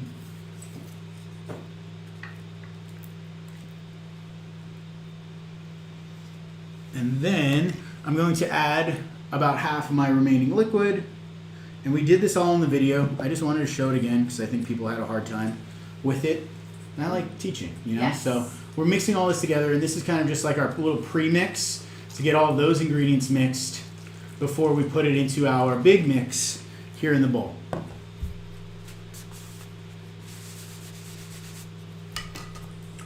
So mix, mix, mix. And it doesn't need to be perfect. It's still going to be very clumpy. It's still going to be very stringy. Nothing wrong with that. Now we're going to scoop all of this right down into here. Spread it out over the top.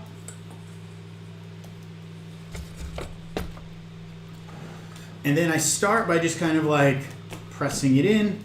I'll grab it. I'll start to squeeze and turn the bowl. And I'm turning the bowl just so I'm getting even movement all the way around. And in this first stage, this is not the Rubad method. This is just squeezing levain or pre-ferment into the dough.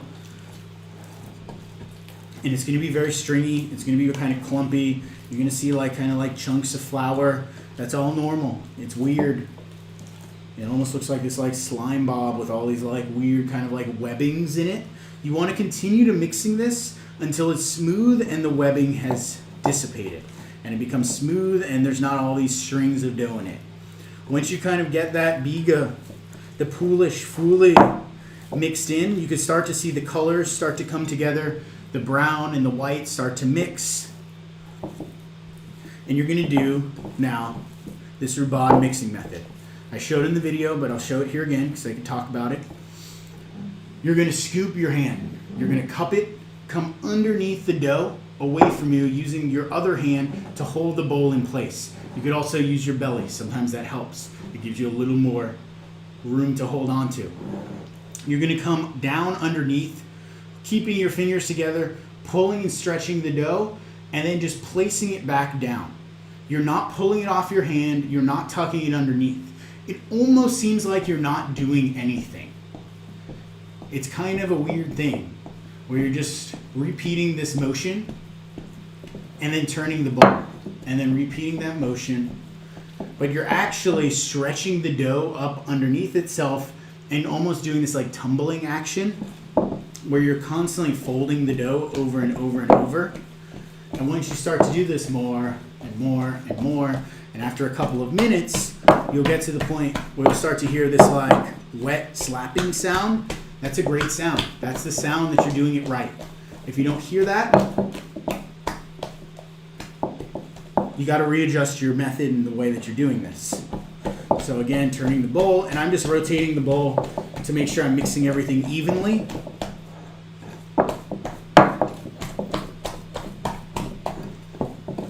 And it definitely helps. I purposely went with a clear bowl this time. This is my biggest clear bowl. I normally do this in a big metal bowl. It helps to have a bigger bowl sometimes to give you a little more room to work with, but I wanted you all to see in the bowl. It would have been a little better.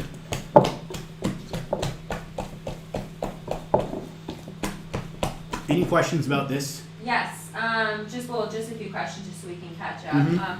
Can you leave some dough in the refrigerator to make another pizza the following day, or do you have to bake them all in one day? You can leave it in the fridge till the next day. It almost like, I've done it both ways, where you could put it in these little pans over here, stick those in the fridge, and then that way you just pull it out and proof it, then bake it. That works. You may not get as big of a rise or nice as even as a poof on top, but if you're making pizza, that's not as relevant as if you're making bread. You could also just cut off the piece of dough that you need, then put the rest back in the fridge, and then do it again the next day and not shape all of it, kind of like I did this morning. I pulled out my whole chunk, I cut off the 3 pieces that I needed to show you the various stages. I put the rest in the fridge, and then I pulled it out later now to cut out the rest to show you. So yes. This is a question about your olive oil. What about California Olive Ranch? The 100% California grown. Sounds great. How's it taste? Delicious. And Kita says, why do you like to use honey and not another sugar source? For the flavor or a different reason? I try to avoid using refined sugars when possible. I like the flavor of honey. Honey adds a little bit of liquid. You could always do a blend of honey and sugar if you want sugar in there. I've used barley malt syrup, which adds a wonderful flavor and sweetness. You can use molasses, you can use anything really. You just want something sweet for the yeast to eat.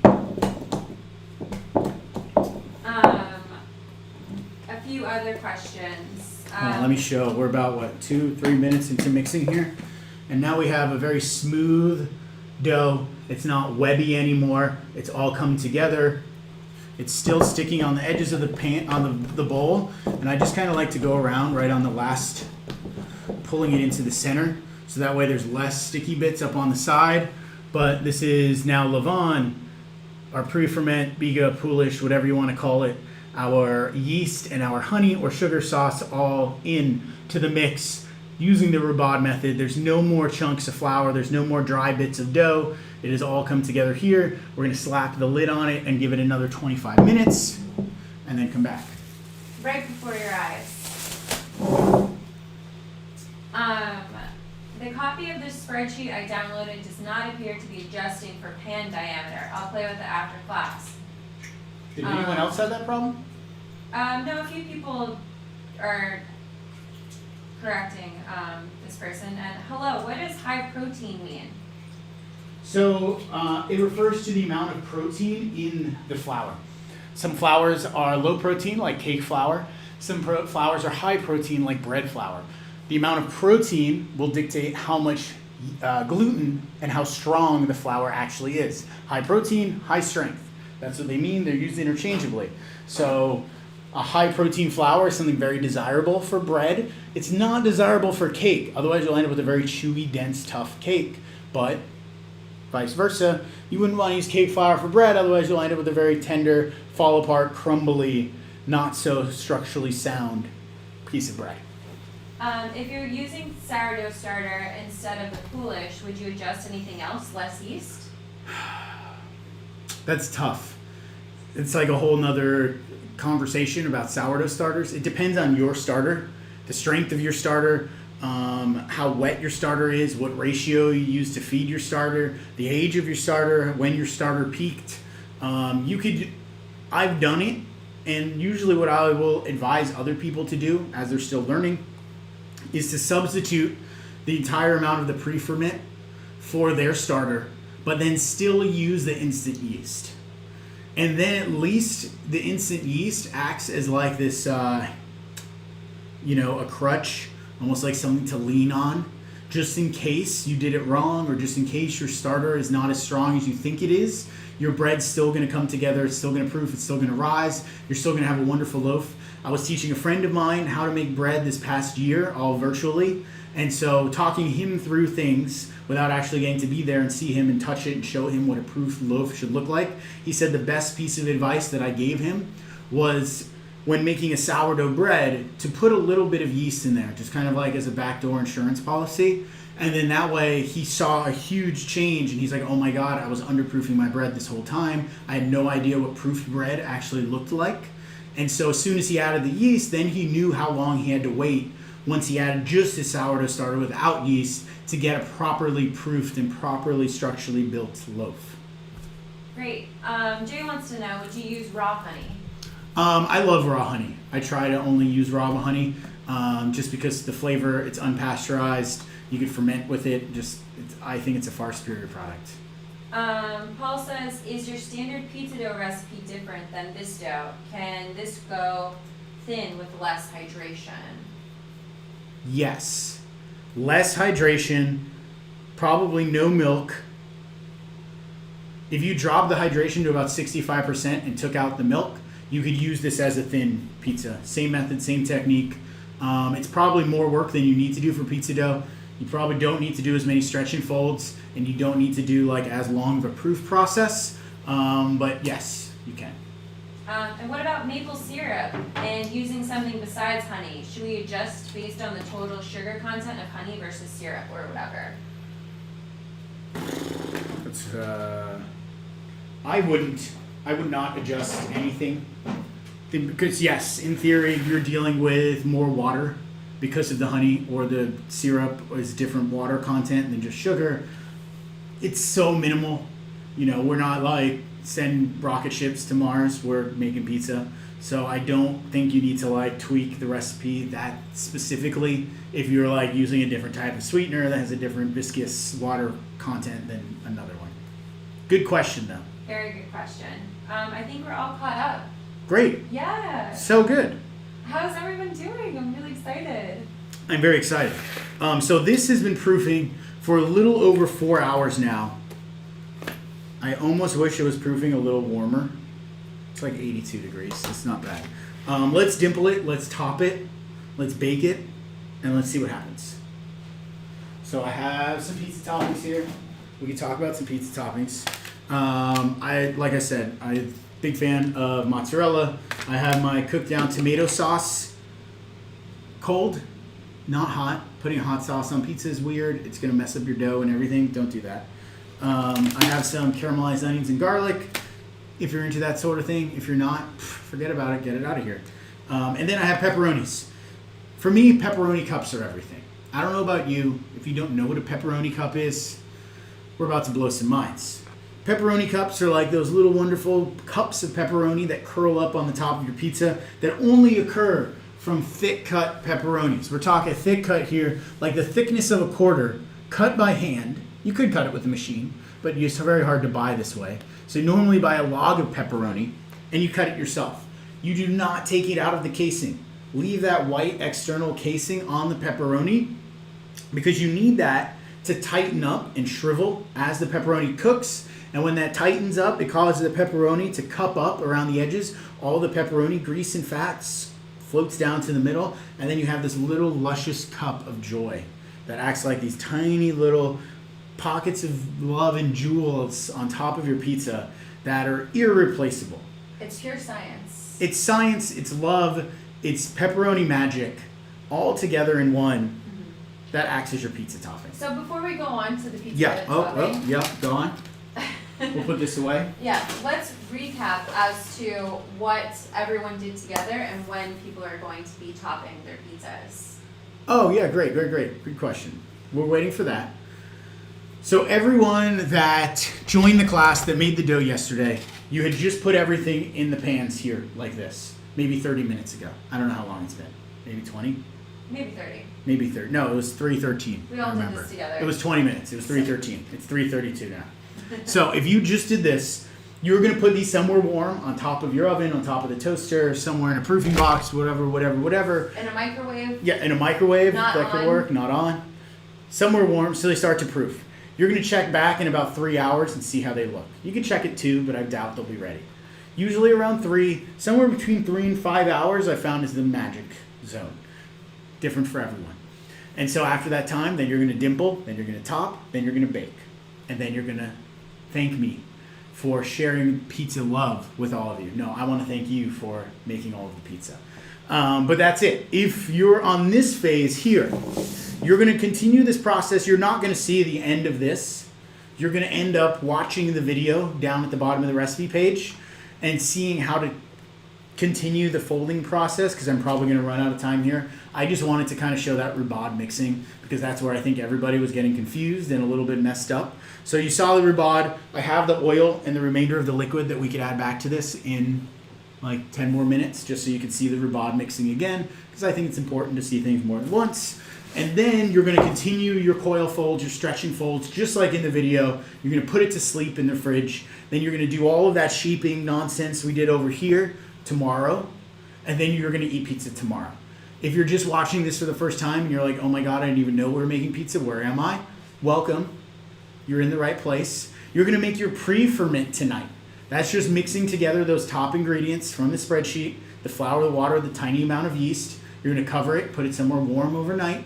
Then you're going to start this whole process tomorrow. So everybody's at a different stage, and that's okay. It all just depends on your planning and how you want to do this. You could, in theory, do this whole process, put it into a pan, and bake it today. It's not going to be the same. It's not going to be as good, but you could. If for whatever reason it was a pizza emergency and you needed pizza tonight, 8 hours from now, you could totally do that. Just keep in mind it's better rested overnight. It's much, much, much, much, much more better. Yeah, and then this proofing that is happening right now that we all just did together, that's important too, that it proofs in the pan. That to me is the most important proof. The proof in the pan That we're before doing you right bake. now. That we're doing right now. If you undershoot it, it's not going to be puffy, light, and airy. If you overshoot it, it'll not be puffy, light, and airy. So you're trying to kind of find that middle area. And that's why if you have a lot of pizzas, you can play around with them. You can do some when you think they're ready. You can do some an hour later. And then you can do some an hour later from that and compare them. And then you know, like, oh, dang, this is the one. This is the one right here. This is the one I like. Chef, do you recommend a purveyor of a log pepperoni in the SF Bay area? This is going to sound weird. You don't need to go to like a crazy purveyor. You go to Whole Foods Market. I know. It's Whole Foods. They have a lot of things. They carry a brand called Gustos, which actually makes a pretty decent pepperoni log. They're easy to find. They're everywhere. You don't need to go out of your way. I'm trying to think of even Italian delis, like Molinari's. Yeah, we just got one from Molinari. I just got a salami log from Molinari's, which actually I like. I know it's. I feel like dirty saying this because I love Molinari's, but Gusto's from Whole Foods was better than the one I got from Molinari's. I'm sorry if you're part of the Molinari family out there and you're hearing this, but it's the truth. I'm trying to think of any other Italian delis here in the city. There's Luca's over in the marina.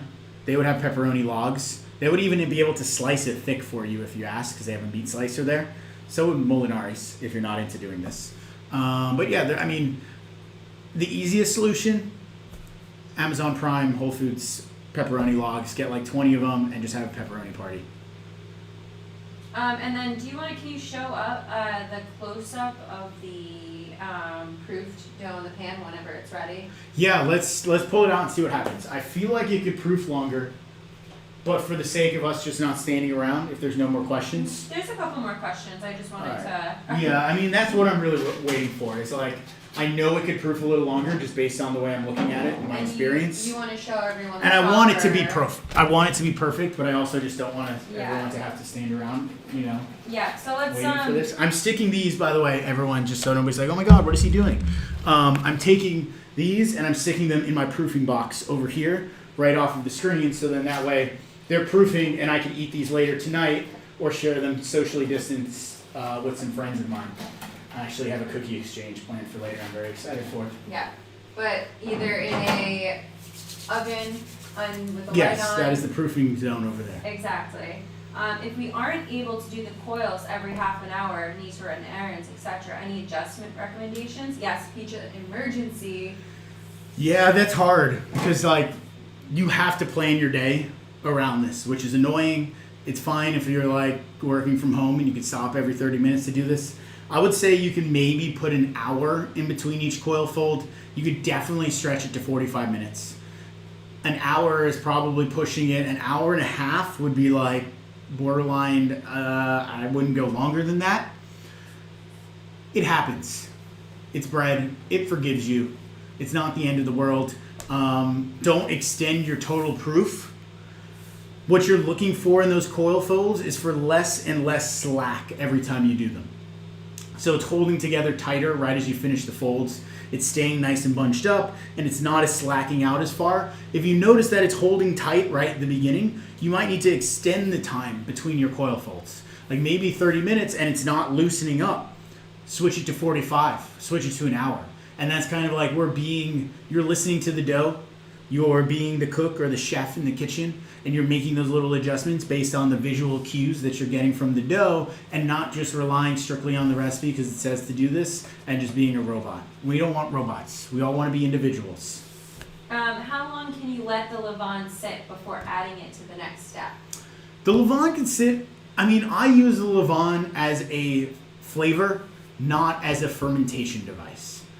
So you could, in theory, let it sit for 24 hours and get a ton of flavor out of it. It'll be nice and acidic. It'll almost start to mimic sourdough, and you can use it. I wouldn't necessarily go more than 24 hours because then it does start to kind of get fermenty and kind of like it could almost start to taste ale-y and make alcohol in that sense, which you don't want. But you can push it, 12 to 18 is a good framework to build on. So it's advisable to turn off the oven if we put these in our pans. Yes. Yeah. You have time. Make sure to put them. It depends how how hot your oven is, how long it takes your oven to preheat. I turn my oven on at the beginning of the class, having these ready to go in. I don't mind keeping the oven on. If you're like, oh my god, it's so hot, I don't want to keep the oven on, turn it off. At least give yourself an hour before you plan to bake to preheat the oven. Good question. I'm gonna go here because I want to bake it. It's gonna take 20 minutes to bake. We have a few more questions. I know, but we still have to bake. All right. Yeah. We still have to bake. Yeah. Like, this isn't. All right. We'll ask these. We'll ask later. So, yes. Look in here. Where are we at? So this is where we're very close to perfect. You can see some bubbles starting to form. That's a good sign. It's totally come out to the edges of the pan. It has a nice jiggle to it. If I touch it, this is one thing you always want to looking for. If you touch it and it sinks, it's overproofed. If you touch it and it doesn't collapse, you're still in the proofing good zone. So that's a little trick there. And maybe we'll see it in the other one if it gets to the point where it's overproofed. Maybe we won't. I don't know if it'll get there in time. Hopefully. But in theory, if you touch it and it collapses completely and nothing happens, you're overproofed. There's nothing you can really do at that point except start over. And then, you could bake it. But there's nothing you can do to fix it. Is there a max proofing time? Yeah, but it depends on temperature. It's all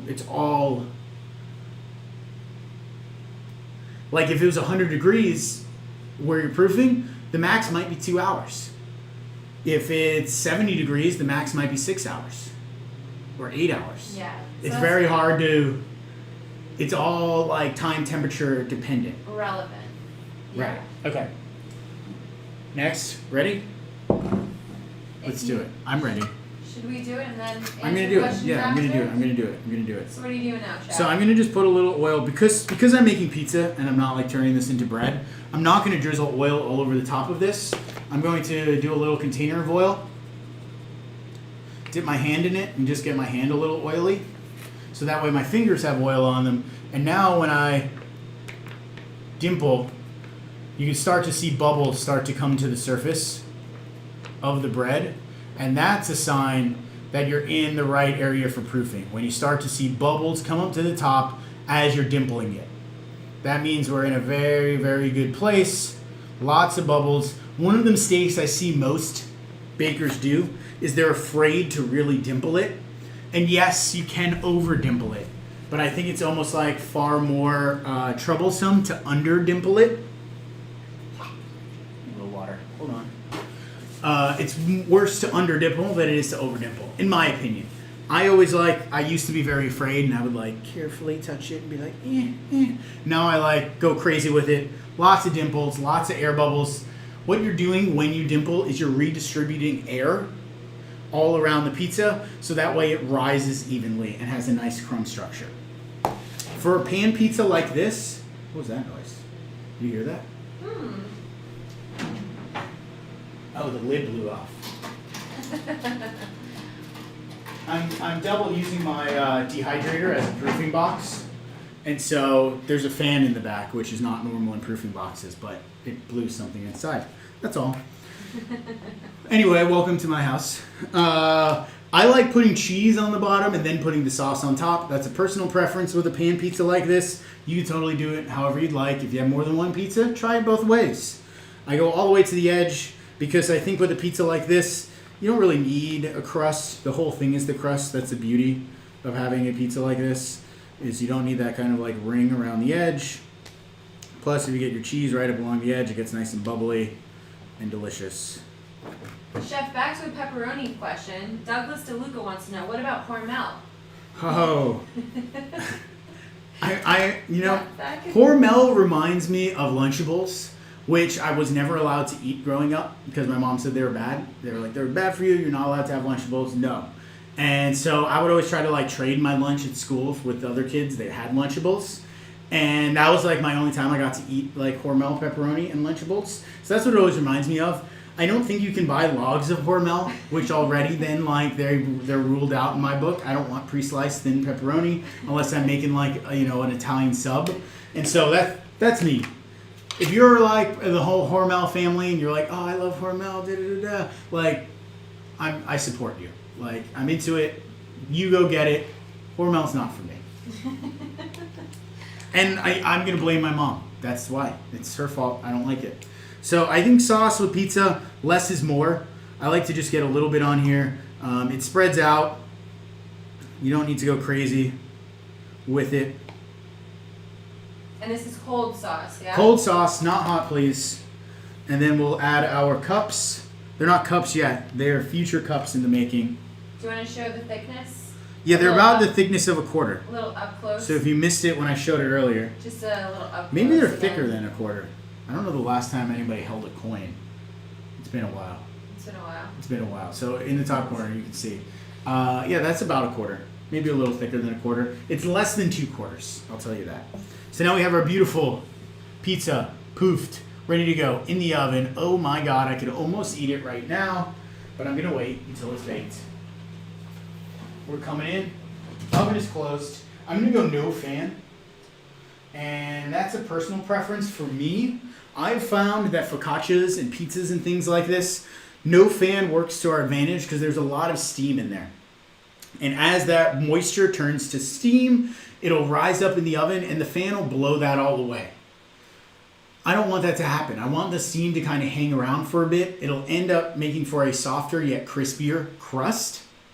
Similar to like if you've ever baked sourdough bread and you put it into one of those like cloches or like sourdough bread baking pans, or if you work in a restaurant and you inject steam into the oven when you're baking bread, it helps kind of give you that really light, thin crust on the exterior. And if you have your fan on, you're going to blow away all that steam and you're going to get a different style of crust. Not to say it's a bad thing, but just a personal preference of mine. I don't like the fan on.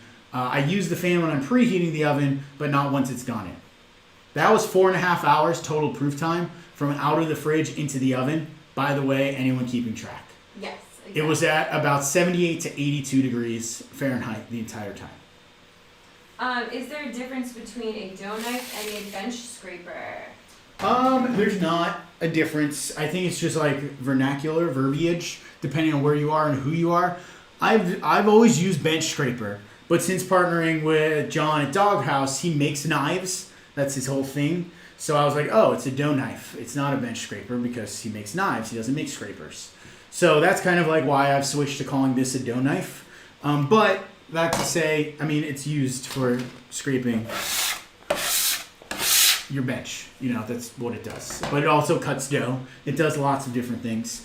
I mean, even the plastic versions cut dough, so those could be dough knives. So there's not a difference. That's a good question, though. Anne wants to know, are there other doughs you would do to stretch and fold / coil and fold with? I would do that anytime I'm making sourdough bread. I do that with any bread. Any bread except for enriched breads. Meaning like breads that are enriched with a lot of fat. Brioches, dinner rolls, things that have eggs or butter. I would not do all of those folds and things because they're a lot more temperature dependent. And you do a lot more mixing. You would use the stand mixer. It's easier to put all of those fats in there with the stand mixer. And then you usually just going for like one proof and then away. Same thing with like breads, not breads, like donuts or things like that, like yeast risen fried things. You wouldn't necessarily have to do all of this extra stuff. You could. I've never tried doing all of this with donuts. It might make for a better donut. I know this dough here, like once it's proofed like this, it is the best snack in a restaurant because you got there at 6 a.m. to get all of your focaccia started. Everything's been proofed. You just got everything into pans. You're on like your 3rd cup of coffee because you've been up since 4. You've been working crazy getting all the bread ready. And then you have all that little bit of extra dough and you throw it in the deep fryer as soon as the first line cook gets there and everything's kind of set up. You toss that together in a bowl of cinnamon sugar and oh my God, that is like the best pick-me-up. So that's not to say a donut wouldn't be better going through all these crazy stretch and folds and things, but I wouldn't normally do it with a donut. Italian Elisa says, the total weight of my dough was less than the spreadsheet predicted. I measured everything in grams with the scale. Any ideas of what went wrong? The only thing I can think of is that you didn't adjust your flour multiplier factor. So that's a number you need to plug in and just guess. You have to keep just changing that number until your flour multiplier result is higher than the amount it tells you you're going to need in each pan. And then that will adjust everything in your spreadsheet accordingly. If you just change your pan size and your pan amount, but don't adjust your flour multiplier factor, and that's just a term I made up. I did it. I made it for the spreadsheet. It's not a thing. You'll never see it ever again in your life unless somebody took this class and put it in their spreadsheet. It's a thing that I kind of just came up with to make the spreadsheet work because of the way that Excel puts things together. But you need to change that number. It needs to be adjusted. You got to play with it. And there's no like universal answer. It depends on those other two. And it's because there's so many variables. And I wanted the spreadsheet to do a certain thing. So there had to be that third variable that you need to adjust and just play with until you see the result becomes higher than your per pan size. As long as your result is higher than your per pan size, then your total yield is going to be accurate and everything else is going to populate accordingly and you'll be all good together. And you'll be all good. You'll be all good. Yeah. All right, let's add it's been about 20 minutes. We're going to add our final addition here. We have our salt. We're going back in time real quick. We're going back in time. We have time. We're going for it. And then more questions. I know I need my olive oil. I know I need 100 grams of oil. Silence. It's all right. It's a slow stream. And we're there. Okay. So I have my oil. I have my last bit of the milk and water. I'm going to go salt right over the top. And now you have the option, if I'm doing a huge batch of this, like, 30 or 40 loaves at a time, I add this little by little. Just like if you're like making a dressing or an emulsion or making brioche, you don't add all your butter at once or all of your oil at once. You add it little by little to help kind of create an emulsion. Same thing here. Because it's such a small amount and it's not a large amount of dough, you could add everything at once and it's going to incorporate just fine. If it helps you, do it little by little. There's not a wrong answer there, okay? So that's done. This is done. Question? Yes, let's go back to questions. Questions while I mix. So here, let me change this to here so everybody can see this come together. Just in case you missed it in the video and your eyes were closed during that, I'm going to do it again here for you. And then we'll answer questions. Go. Yes. If we want to turn one into bread, do we pour oil over it? Yeah, so if you wanted to turn one into bread, you would pour oil over the top, you would dimple everything into it, and then you'd bake it just the same. Yes. Chef, what type of cheese are you using? I'm using shredded mozzarella. It depends how I'm feeling. Like I have a ball of burrata in the fridge. I'm going to probably put on one of these other pizzas. I have some caramelized onions and olives. I'm going to put on another one. I have some cubed mozzarella. I'm going to put on a third one. I have, what else do I have over there? I have a whole bunch of dried herbs and rosemary and thyme. I was going to put on another one. Sprinkled parm, black pepper all over a fifth one. I got lots of pizza. You could really go any which way with it. Do you ever add a pan of boiled water to add steam during the bake? So no, not like you would with sourdough. There's so much liquid here in your dough. You don't need a pan of boiling water. The dough itself puts off enough steam in the oven that it works just fine. You don't need that. And that's why I was talking about I don't turn the fan on, because I want the steam to stay in the oven. I also said we preheated the oven to 500. We turned it down when we put the pizza in. It's like 465 now. Every oven's different. Like I said, find a temperature that works for you. 450 is kind of a good safe zone. 425. 425 is what it says on the recipe. It's going to be different depending on where you are in your oven. I know my oven. I don't know your oven. Start at 425. I think that's why I wrote it down. Yeah. Is because like that's pretty universal. And then you could kind of go up or down as needed if you notice your oven runs hot or cold. And then do you ever add a pan of boiled water to steam during the proof? Yeah, so depending on where I'm proofing, I will. And I talked about that in order to raise the temperature, to create some ambient moisture. And if you have somewhere where you can proof that you need to do that, great. If you have a proofing box that does that automatically, even better. Rachel wants to know, why do some focaccia pizza recipes tell you to par bake? I've tried that with a few of them. It has to do with like the dough itself. Like some doughs just don't rise well to the occasion when they already have toppings on them, and so they'll pre-bake it. You could put toppings on it, and it also like is better for scheduling. If you're able to schedule, bake your dough at one point and then finish it at another point. Depending on the thickness and how much you have in the pan, sometimes if you put toppings on it, it's not going to bake all the way through, or the toppings may burn by the time the inside finishes cooking. That's another reason why I like to limit this to this pan size and the amount that the spreadsheet calculates, so that way you don't accidentally put too much dough in the pan and it takes too long to cook, and then all of your toppings burn and your dough's still not done. So now I've gotten to the point, people may stop here, and I think this, some people sent me some pictures and they were like, oh, okay, good, my oil is all in there and I'm ready to be done. Very wrong. You can still see like a sheen of oil all the way around. You can still see the dough is very webby, and it's not at all incorporated.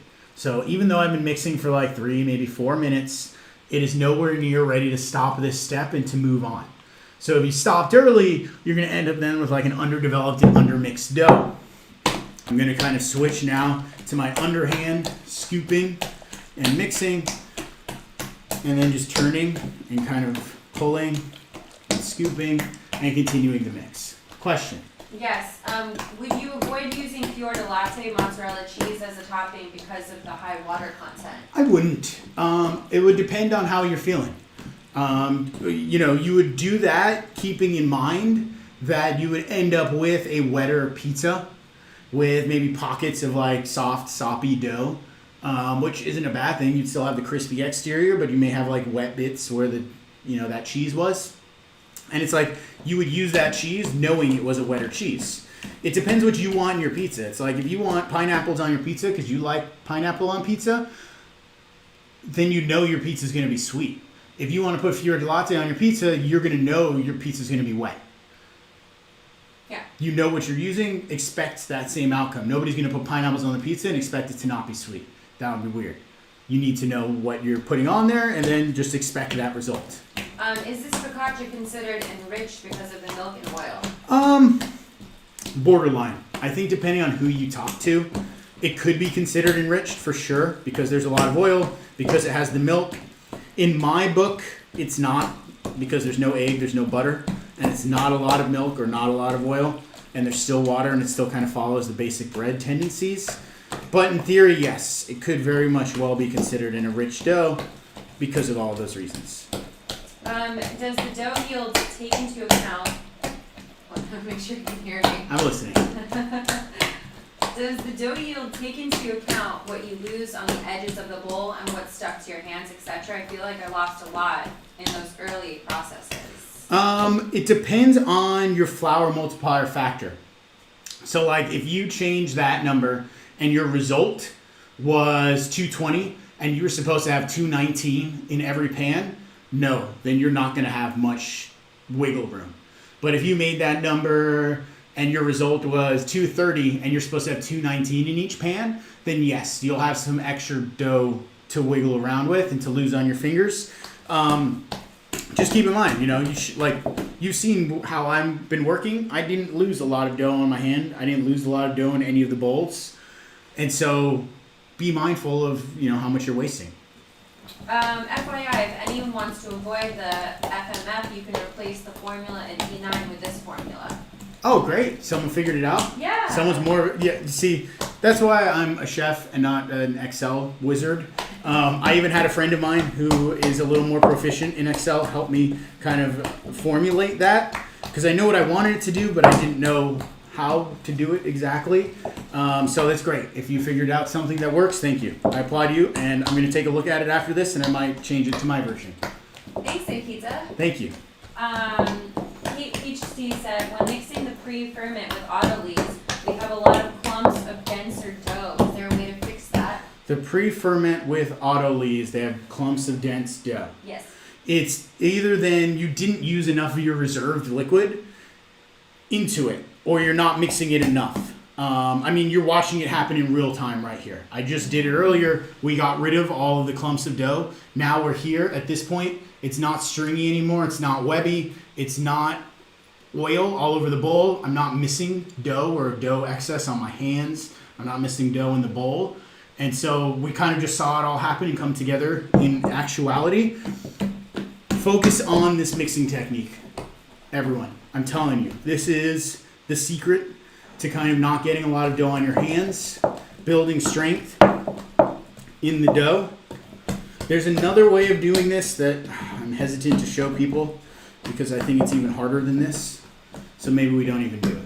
Do you have any recommendations for alternative flour types for focaccia? I really like red fife. I like einkorn. I like hard red winter wheats. I don't love rye. Oh, I've used purple barley. It's really good. All those are kind of great starting points. Yeah, those are great. And then Hayden is really great. Yeah, so Hayden is where I get most of my flowers. If you're in LA, you could go to Gristentol and get a lot of great flowers. She has a Rouge de Bordeaux that's awesome. If you've never been over and seen Nan, she has a really lot of awesome flowers and a nice little small mill there down in Pasadena. Yeah. Hayden is in Arizona. Central Milling is in Central California. K2 Milling is on the East Coast. They do a really great job. I've never used their flowers, but I know a lot of chefs on the East Coast that do. I don't know the center of the country. Anson Mills is really great. Is down near South Carolina. No, Charleston. That's South Carolina. That's South Carolina, right? That's what I meant. Charleston, they have a lot of great flowers. If you're getting Anson Mills, one thing I noticed, because I used theirs at a dinner I did when I was in Charleston, is Anson Mills doesn't sift their wheat at all. So even if you're getting a pasta flour or a bread flour or something from them, it's going to have all of the grain, everything. And so you're either going to need a really long autolyse or really high hydration to account for that. Hold on. Checking on pizza. Check on the pizza. We're close. How long of time was that, Chef? That was about 13 minutes. 13 minutes. So So, yeah. Probably got 5 more minutes. People want to see the other technique. Oh, the other mixing technique? Yeah. It's called a slap and fold. Someone who does it very well. I don't know if I have it. Yeah, I do. Okay. It helps to have a plastic scraper because there's a lot of movement happening here. Richard Burtnett is a baker in London. No, in the UK. Bath, UK. In Bath, UK. He has an Instagram. If you go on his Instagram, it's easy to get lost. He does tons of breads and things. He's like 3 or 4 award-winning cookbooks about bread. But he does the slap and fold method, and it's like unreal to watch. It's almost like mesmerizing, where he takes like the wettest, sloppiest version of dough, and it kind of like comes out of the mixer like so, and you're like, oh my god, that looks disastrous. What are you gonna do with that? And then he does like what's called a slap and fold. So you're gonna come up underneath it, you're gonna grab it, slap and fold, and you're kind of doing this twist and turn where you're grabbing the dough, placing it down, and folding it over itself, and twisting and folding.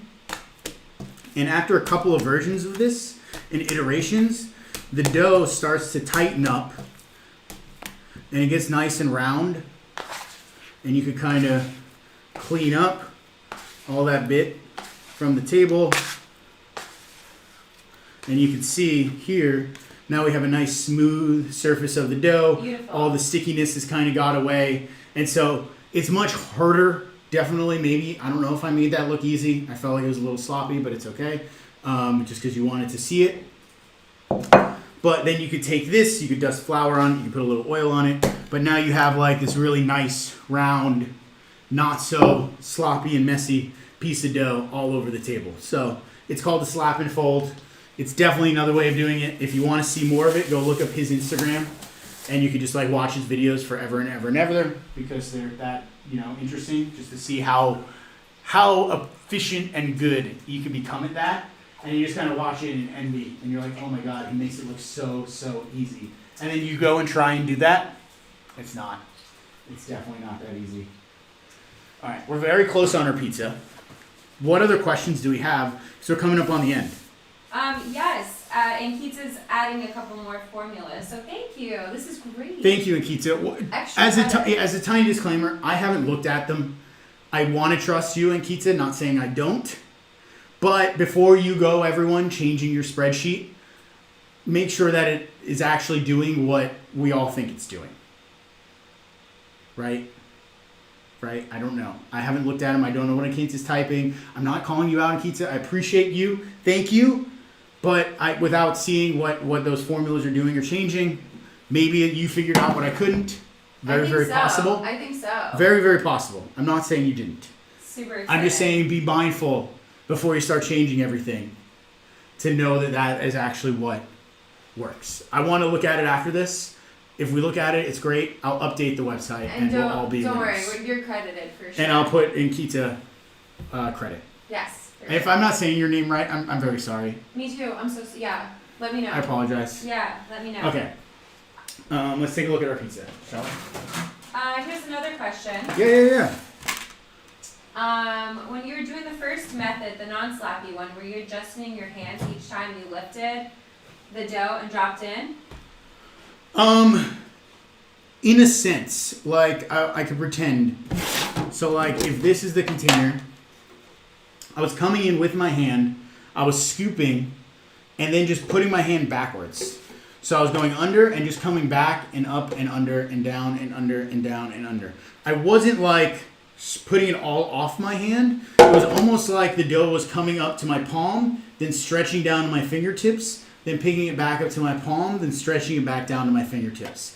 And maybe I'm not like demoing that as best as I could, and I'm sorry. Look up YouTube, like Rhubarb mixing method, and there's like probably like 100,000 videos out there of other pastry chefs and bakers with different camera angles that maybe one of them you'll see and it'll click in your mind because we're all different kind of learners. And you'll be like, oh, that's what he meant. That's the way to do it. And you'll see a different version that you're like, oh, I get it now. That's how you do it. So Why preheat the oven for an hour? It seems wasteful. What if you were cooking on the grill instead of like a Traeger? that's totally different. If you're, I mean, I don't know, use your Traeger how you're supposed to use your Traeger. I'm not talking about a Traeger. What? I'm sorry. My oven takes an hour to preheat. 500 degrees is very hot. Even if I put it on, if I press 500 and 10 minutes later it says preheated, and I put a thermometer inside, it's now 500. The oven lies. It's not truth. I don't know. Maybe the Traeger's better than my oven. Maybe the Traeger's the best oven in the world. I don't know. I've never used one. But my oven, I know to get it to 500, even after it goes it takes another 45 minutes. So I give myself at least an hour.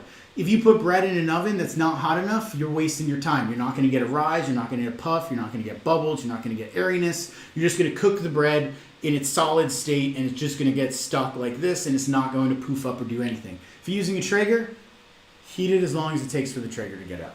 It might work. It might not. Maybe it gets ready in 10 minutes. I don't know. I've never used a Traeger. It That might sounds work. awesome. If you only need to preheat it for 10 minutes and it's ready to go, maybe we all need Traegers. Perhaps We do. but that's something to test for the grill. Like state. Here's another question. Will you be doing a focaccia pop-up soon? Yes. It's complicated, but yes. Stay tuned. All right. Pizza has come out of the oven. We're bubbly. We're hot.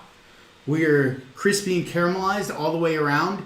One of the tricks I always do whenever I'm dealing with bread or pizza or focaccia is to loosen it from the pan almost immediately, as quickly as I can. Things are hot, so work carefully.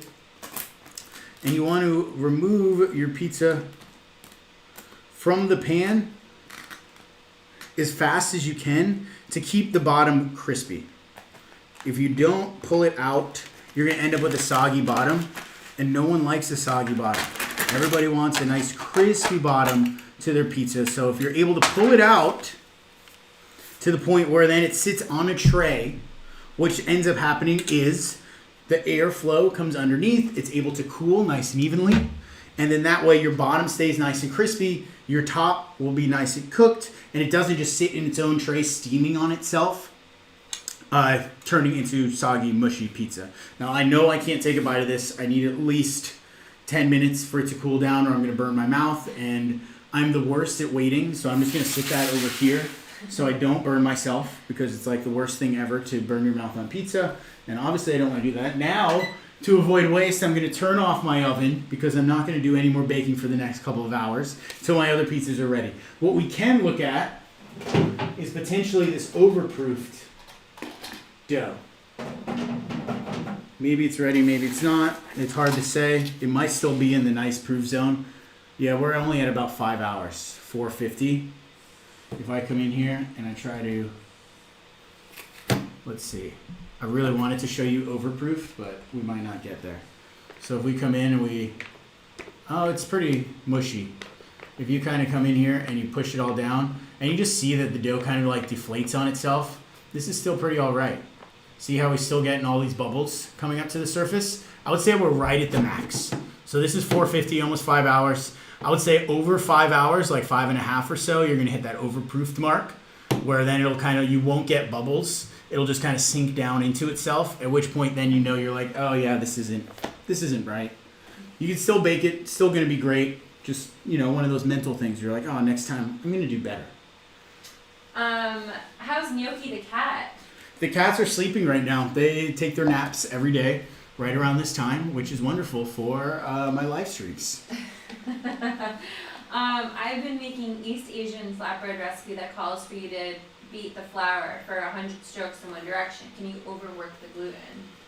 I'm not familiar with that technique. I don't know exactly what you're talking about. I mean, in theory, yes, you can overwork gluten. I'm turning my oven back on. I'm making another one. I might as well cook this other pizza so it doesn't waste. You can overwork the gluten, but one, it's very hard to do by hand. You really need to kind of stand there for 30 minutes just mixing and forget about it. But obviously your arm's going to get tired before you end up overworking the gluten. If you're in a stand mixer, yes, it's pretty easy to overwork the gluten, at which point, if you were to walk away from it and leave it on for 30 minutes, you'll come back to a very shaggy mess where everything's kind of falling apart, at which point then, yeah, the gluten is definitely overworked. That's not what you want, and that's not at all what you're going for. Any other questions? Yeah, is the pie ready for... No, that is still ripping hot. For a close-up? Or... Oh, we could do a close-up. Someone wants to see a close-up of pepperoni cups?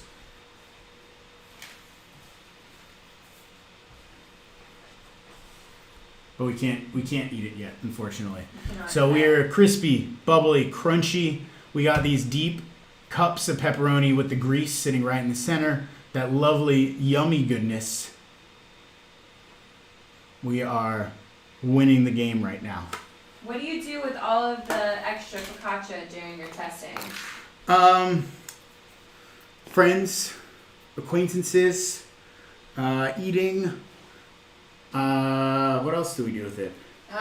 You made French toast once? Yeah, French toast. Focaccia makes really good French toast. Yeah. I was going to post about that tomorrow. French toast was really good. What else? You made croutons, which were good. Yep.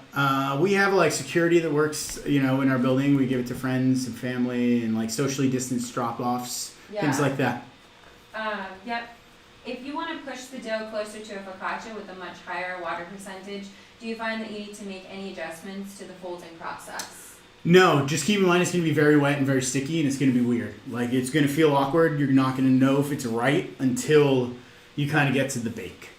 And so there's just a lot of trust in the process you need to do, and you need to become, oven's preheated, and you need to become comfortable just by trusting the process.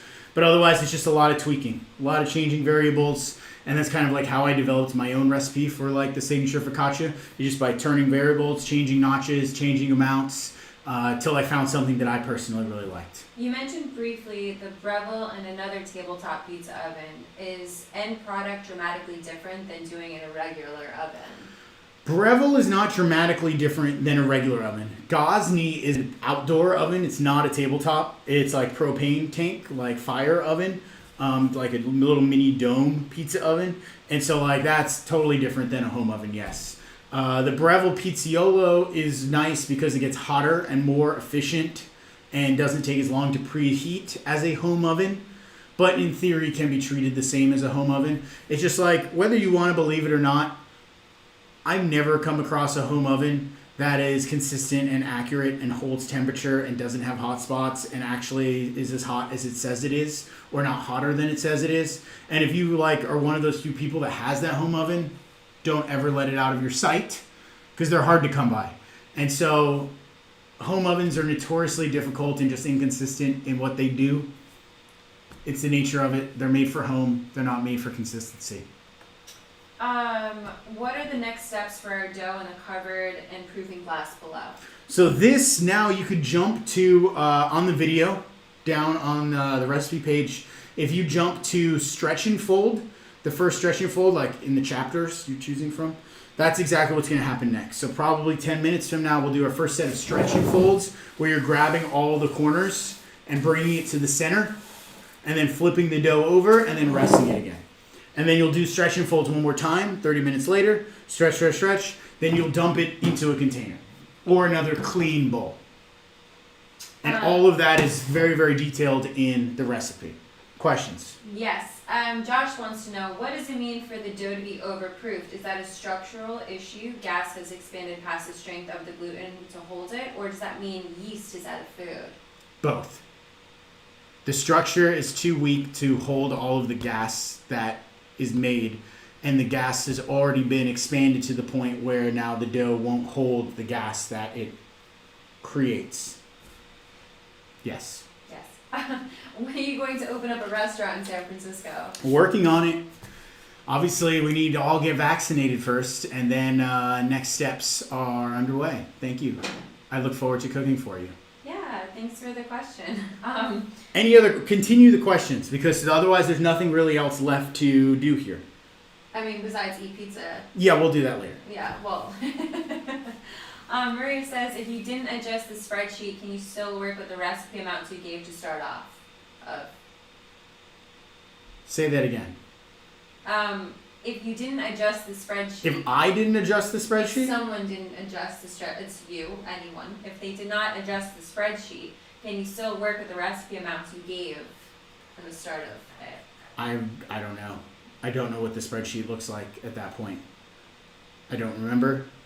It depends if the flour multiplier factor is enough to change, or maybe I'll be able to update it with the new version that someone mentioned in the comments. Yeah. Elizabeth said, are you going to do another baking class where you share your signature focaccia recipe? No. You can totally adjust the hydration. Yeah, you could play with this and kind of get to that. Like, this is not far off. It's the same technique. It's a different series of ingredients and numbers. But now you have the technique, which to me was the hardest part to master. Yes, absolutely. Once you master this technique, You could totally you just make it. change numbers until it gets to something that you really like. And so for the poofiness. I wasn't in LA for the wasn't in LA for the restaurant plan. Do you have a big post-COVID plans in SF? Yeah, we moved out of LA November. And we originally, maybe 3 years ago, LA was the plan, which has since shifted back up north. LA is great to visit. Yes. Not necessarily, we're not looking to plant roots in LA. Yeah, we have family in LA, but yeah. Sam, we like the colds better. I love the Bay Area. We're really weird. We really like the cold. I like and the cold, rain. rainy, gloomy days. Yes, that's like perfect. We're vampires. And Keith just said, have you used an Oni oven? No, Oni is like a Gosney. I know people have used both and they prefer the Gosney, but I've never used an Oni. This has been wonderful. Great. Perfect. Terry says, I overproofed mine, but it still is excellent. Just sauce, herbs, pepper, and flaky salt. Heck yeah. Great. Love it. Perfect. Total work time per dough. I mean, it depends how you want to calculate that. Like start to finish, are you counting the moment from when you start mixing your pre-ferment? Are you counting active time only, like when you're mixing? Are you counting folds? Like that's a really hard question to About answer. 3 days. 3 days. Yeah. There you go. David says, we are 2.5 hours into the final proof and in the tins, but the dough is half the rise of yours. Do we just need more time or should we just continue and cook it? What temperature are you at? That's a big difference. Where are you at, David? And the temperature. Like, So- what temperature is your dough while it's been rising? Because that makes the difference. Exactly. If it's been 70 degrees and it's been 2.5 hours, that's why yours is half the size of mine and it's not ready to bake. If it's been 80 degrees and it's half the size of mine, then you may have some yeast issues. But 2.5 hours is generally not long enough. I would say 3 to 5 hours is what you're looking for. Yeah, that one that you just baked is one that had been resting for how many hours? 5 now at this point. 5. So I have a timer here, by the way. If you don't have a kitchen timer and you guys are just working off your cell phone still, which is fine, I get distracted on my cell phone. So I'd rather have a separate dedicated timer just for the kitchen and not have to pick up my phone. Bella's the other way. She'll do everything on her phone, Yeah, but I can't. yeah. Any recommendations for focaccia style pizza while visiting San Francisco? Square Pie Guys does a pretty good version of this if you've never had Apollonia's in LA. If you've had Apollonia's, that's far one of the most superior pizzas I've ever had. Antico, I could speak higher to LA than I can to San Francisco pizzas, unfortunately. I can't think of other square pizzas in San Francisco. There's like Golden Boy, but that's like nostalgic. It's not like the best, but it's good. There's Yeah. more of like the other style, like regular style pizzas that are good here than for like pan pizzas. No, I don't know. Yeah. So that's it for questions right now. But so if you're leaving right now, thank you so much. Yeah, if you're out of here and you're done, thank you. I appreciate all of you. Honestly, it means the world to me that you all came out here today to learn from me, to be a part of this pizza class, this lesson, doing this. Don't forget to post about it. Please share the love of pizza, of cooking, of sharing knowledge with everyone that you know. It's people like you that enable me to do what I do. It's inspiring to me, so thank you. From the bottom of my heart, from the bottom of both of our hearts, we Yeah. thank you for all of your support. And because you support me, I want to be able to support you. So send me questions on Instagram, email me pictures of your dough, anything that you're trying to work through and figure out. You've invested in me, so I want to invest back in you the best way that I can, and that's by sharing my knowledge. So please don't hesitate. There's no like pepperoni emoji. We could use the taco emoji. Let's stick with it. Let's stick with it. Throw the taco emoji into your question when you're messaging me on Instagram, and that's like our little secret form of communicating, meaning like, hey, I'm your best friend now. We've taken this class. We know each other on a deeper level, and I'm more than happy to spend some time chatting with you on the internet, helping you through whatever problems that you may be having. Because someone took the time with me, and I wouldn't be where I was if it wasn't for those people. So I want to be that for you.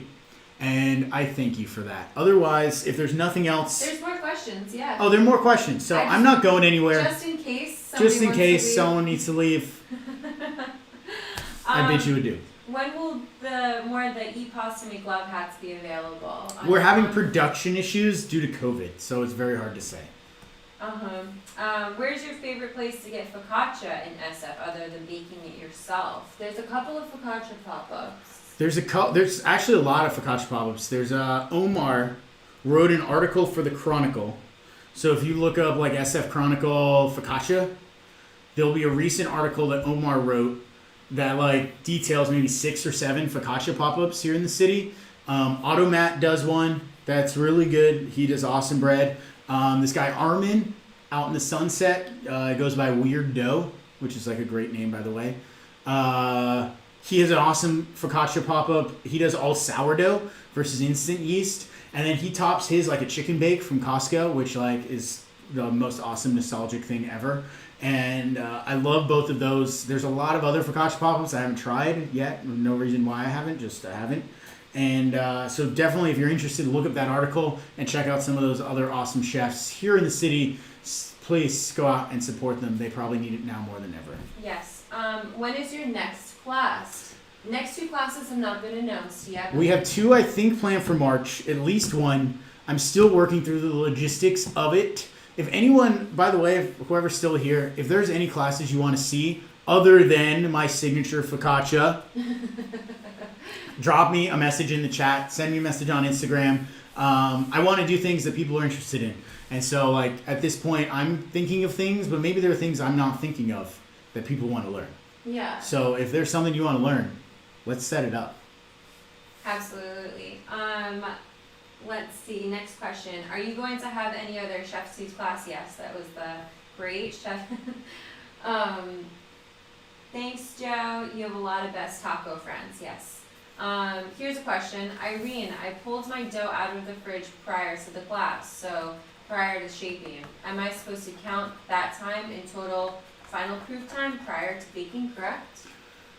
Yes, depending on how long you pulled it out. In theory. I would say if it's more than 30 minutes, yes, start counting it. But keep in mind, it's kind of that same thing. When it's in a big clump, it's still very cold. Not until you spread it out and open it up and start handling it does it start warming up and then actually start like your proof time beginning. But if you left your big chunk out to the point where it started to come to room temperature long enough, I'd say 30 minutes, then yes, you could start that clock timer then. Mina says, is it possible for dough to overproof quicker than the 3 to 5 hours called for? It's possible if you're proofing at a high temperature. Like, I would say above 80 degrees. It's possible. Like, if you're in the, 80 to 100, it could be ready in 2 hours, in theory. Next one. Love to see a Panettone class. Ooh, that's... Oh, that's not my specialty. That is I'm going to leave that up to the masters. Yeah. Leave that up to Roy. Doug DeLuca says, Jimmy Kimmel tried to get the emoji people to make a meatball emoji. Did a whole campaign. They would not make one. Ridiculous. I would love Ridiculous. But fortunately enough, they did make my emoji. So if you type in chef, it's one of the first emojis that comes up. It's a little chef with a mustache. That's you. And they made it for me. Just for you. Just for me. No. No, I don't think so. I love you do a class about your favorite dish you made on Top Chef. It's an interesting idea. Yeah. Chicken wings? I've done a chicken wing Okay. class. What happens is you increase by, say, 20%. One of my bread problems has been under rising. Is that a question? Is it a question? Oh, is it possible for dough to overproof quicker? I think that was the answer. Still want to hear your favorite dispensary. What's your favorite dispensary, Jeff? No favorite dispensary, but a favorite farm is Brand. Autumn Brands. Autumn Brands in Santa Barbara. They have this organic farm where ladybugs fly freely everywhere. It's magical. It's really a magical amazing. place. Yeah. So check out Autumn Brands. If you go to their website, there's like a dispensary locator. I usually post about them too, on my story here and there. So if you've ever seen that, click the link. But family-run company, husband and wife. Her name is Autumn.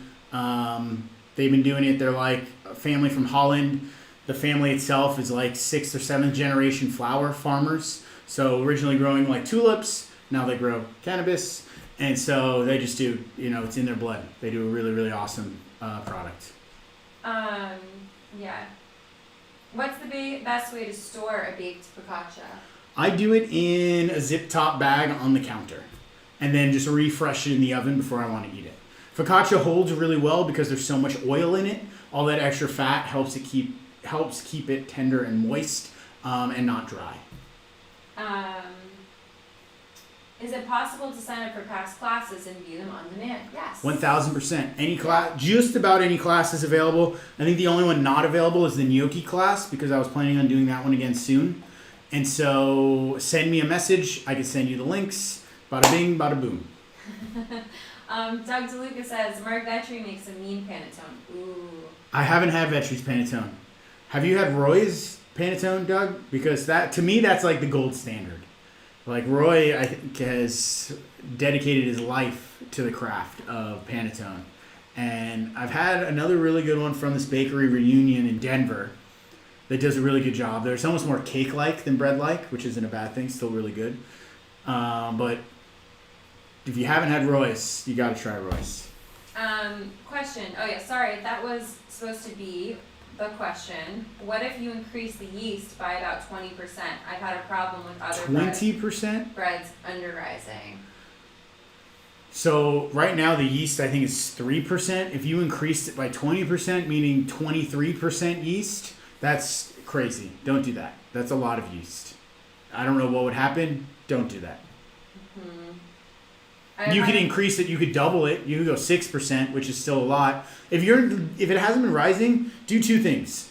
Check that you're using active yeast or instant yeast because they're different and you have to treat them differently. Secondly, put a big tablespoon of yeast in a little bowl with equal parts flour and water. Cover it and set it on your counter and see if it rises in 1 or 2 hours. If it doesn't, then your yeast is dead. You got to throw it away and buy new yeast. Gnocchi carbonara class or nudie. That was the plan. It was gnocchi carbonara. Gnocchi carbonara. Alright, I think that's the one. That was the one. Yeah. Jennifer Baldwin says, if you proof at a higher temperature, 80 to 100 degrees for the final proof, does that affect anything besides the time necessary to get a correct proof? No. Time only. Is flavor and structure still the same? Still the same. Great. Because at that point, you've already built flavor, you've already built structure. You're just waiting for the things to come back to temperature. Nina says, how do you feel about sugar in your pizza sauce? Mina, you missed it. I talked about it. I'm into it. I think it's fine. Depending on the tomatoes you use. If I get my hands on some Bianco di Napolis, I'm not adding sugar. Otherwise, yes, I'll always add sugar. Kyle wants to know, I just made my pizza in a cast iron, clearly did not use enough oil. Any tips to rescue my pizza? Did it stick? Did it stick, Kyle? Kyle, did you not use pan spray? We talked about this. Why do we use pan spray? Because focaccia sticks. But you can eat it out of it. Yeah, you can just fork and knife it. Yeah. See, you still have pizza. Get in there. It's a pizza pie. It's still delicious. Cannoli class. I love to see some different Rosalo fillings. Autumn brand sounds magical. Wow. I think I overproofed it on the last proof. What do I do? Bake it as soon as possible. Bake it. Go. Bake, bake, bake, bake, bake, bake, bake. Hopefully your oven's preheated. Dimple bake. Dimple and bake. Yeah. Just go for it. Go. Any plans to resume cannabis dinner pairings when conditions are safe, maybe cannabis cooking class? Absolutely. Let's do it. Yeah. The plan is to cook for people again when it is safe to do so. Yes, exactly. You miss cooking for people. I miss cooking for people. Yes, exactly. Would you just add Bianco di Napoli as a topping? Add anything else? This is for the person who overproofed. I crush them up so they're not just whole tomatoes. I add salt, sometimes olive oil, and sometimes a little microplane of garlic, depending on how I'm feeling. Otherwise, yes, just salt. Do you ever use perforated bottom pan pizzas? No, Yes. no, because the oil will leak out, and you can't proof in there with holes in the bottom, otherwise the oil comes out the bottom. Someone asked me that. They sent me an email or whatever, and I've never seen a perforated pan pizza. I didn't know it was a thing. It's a different style of dough. It's a different style of pizza. That is not this. Yeah. I think that's it with the question. Is it ready to... This one? This one I would probably get a piece out of. I don't have my cutter here with me, but I could... Oh, I hear the crunch. Oh, man. Woo! Baby. Yes. Hello. No. Hello, pizza.